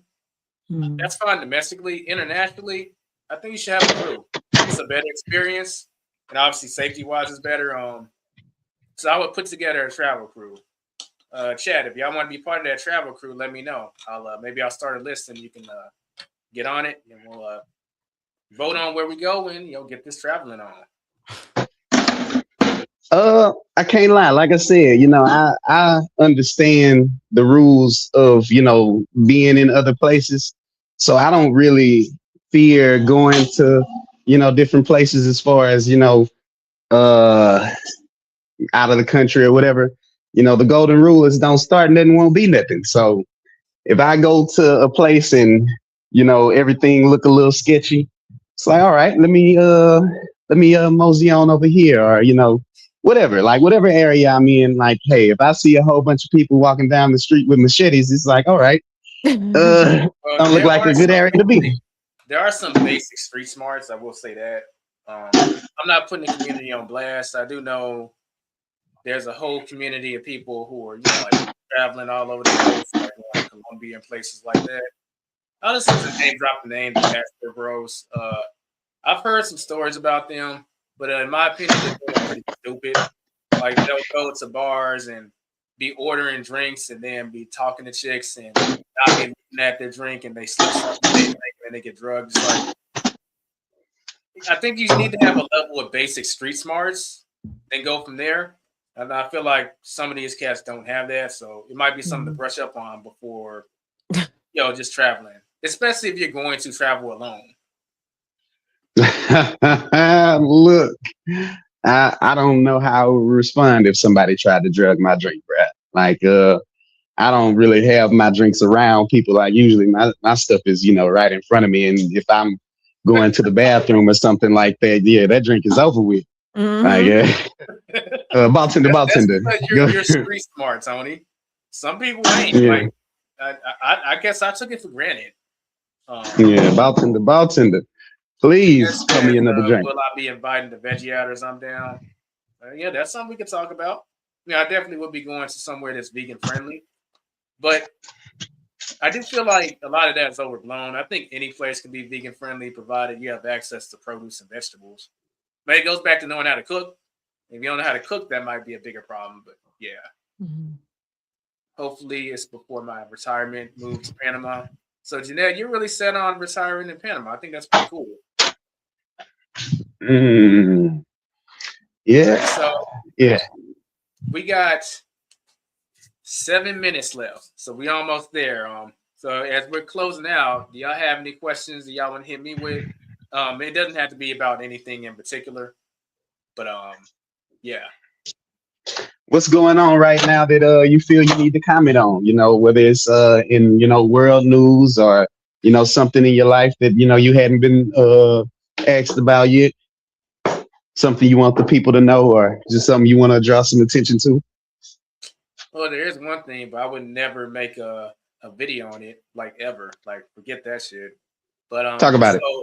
You had more interest in this than I did starting out, but I didn't really look into exactly what it was. And then as more information came out, I started realizing what it was, and now I actually have an interest in uncovering it. But the Epstein files, but I'm not touching that with a 10-foot pole. Look, bro, I just think it's so funny, like how people are backpedaling. It's like everybody came out like, oh no, I didn't know him. I hated that guy. And it's like, well, it says here that you sent him this, you sent him that, you begged him to go to the island. It's like, and now the backpedaling, bro. Oh, bro, Elon is backpedaling so fast. He about to run off the side of the earth, bro. I love it. I love it. Well, I think now we know the real motivation on why he wanted to go to Mars so bad, right? Let me stop. Look, hilarious. We don't got to talk about it if you don't want to, my boy, but it is one of them things. Let's not, because I don't know if that will get this stream demonetized. Now, I know you see a bunch of YouTube channels talking about it, but I do. It's conspiracy. I'm gonna put my 10-4 Koofy hat on real quick. Conspiracy theory mode. The mainstream media isn't covering this, and you kind of brought up how like all these YouTubers are talking about it, but it's funny how like the mainstream media is dismissing it and not covering it. I think that can eventually extend to YouTube, saying like, "Hey, we don't want anything to do with this, so we're going to change our policies." And if you talked about it, bad things might happen. So that's why I'm good. That's why I said I wouldn't touch it with a 10-foot pole, but I will be following the story. Mm-hmm. Like that YouTuber Zappy, the video I sent you, that dude is funny, but he also breaks it down.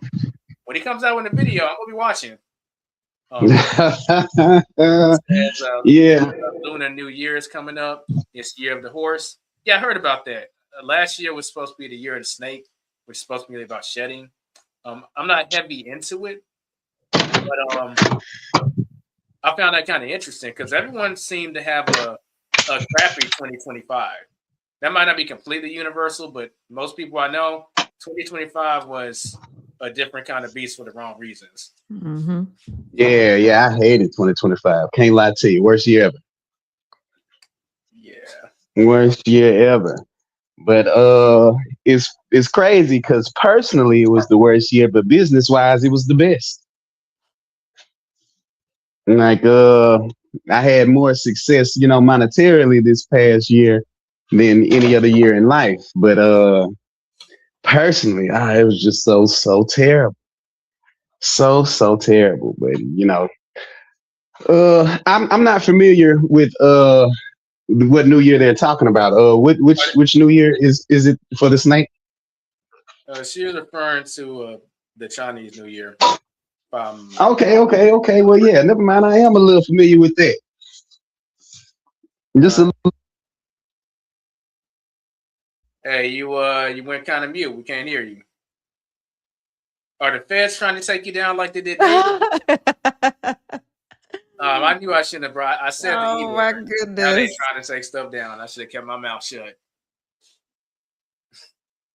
While let's reconnect it on. Nikki, what about you? Did you have something you want to ask me? So, how much would you make somebody pay you to see the Melania movie?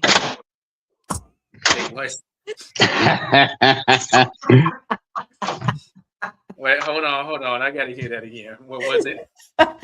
I said, how much would you make somebody pay you to see the Melania movie? What's your price?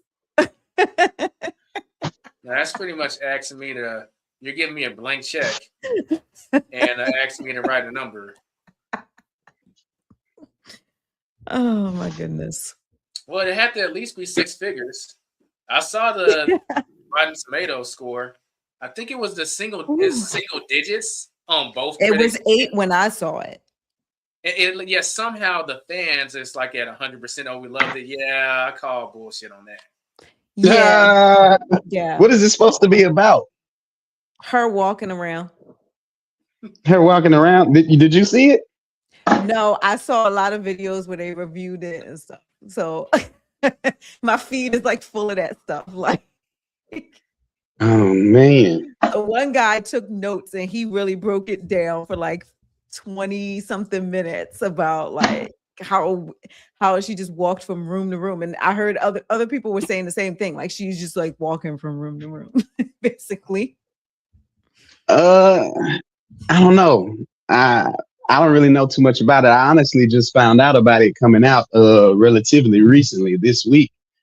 But I never thought she was that interesting to begin with. I don't see how they could turn. How long is the movie? 2 hours.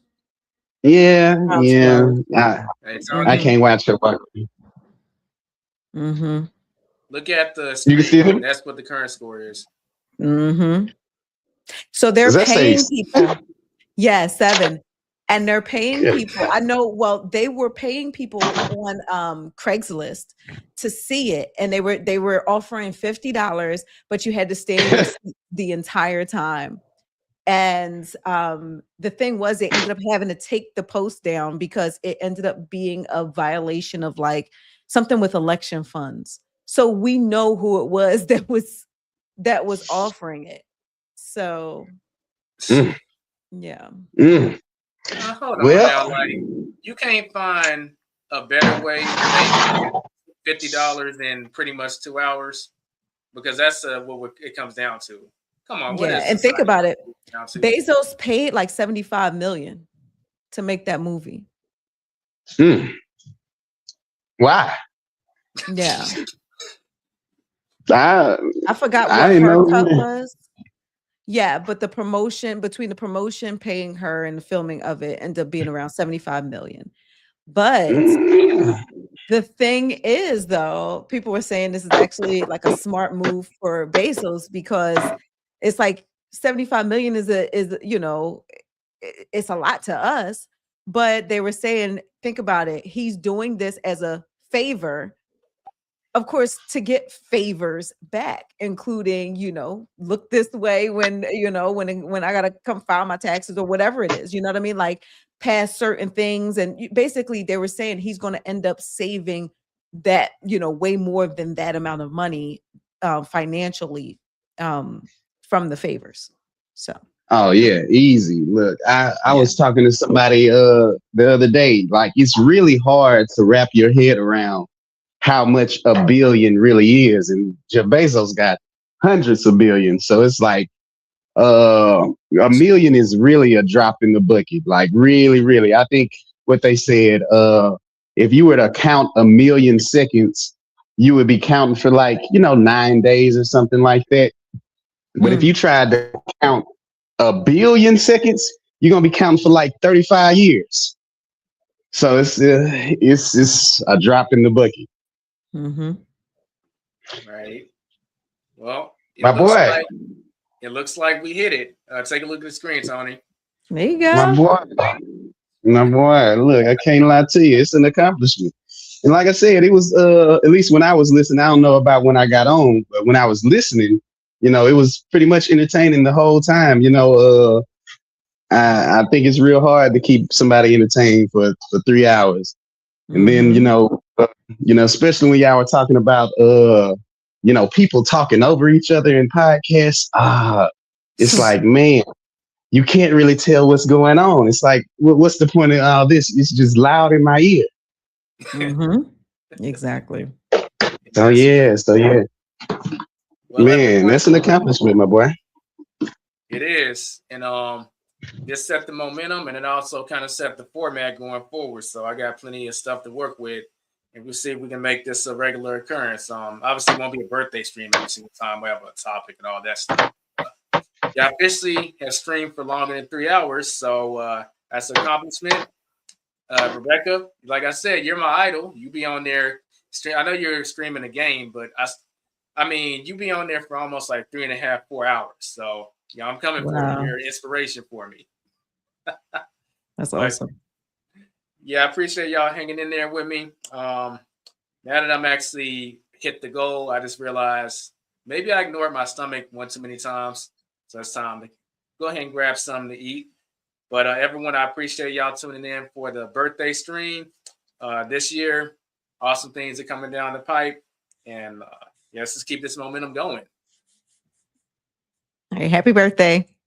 All right. Blessings. Happy birthday. All right, I'll catch y'all later. Bye. Yes, sir.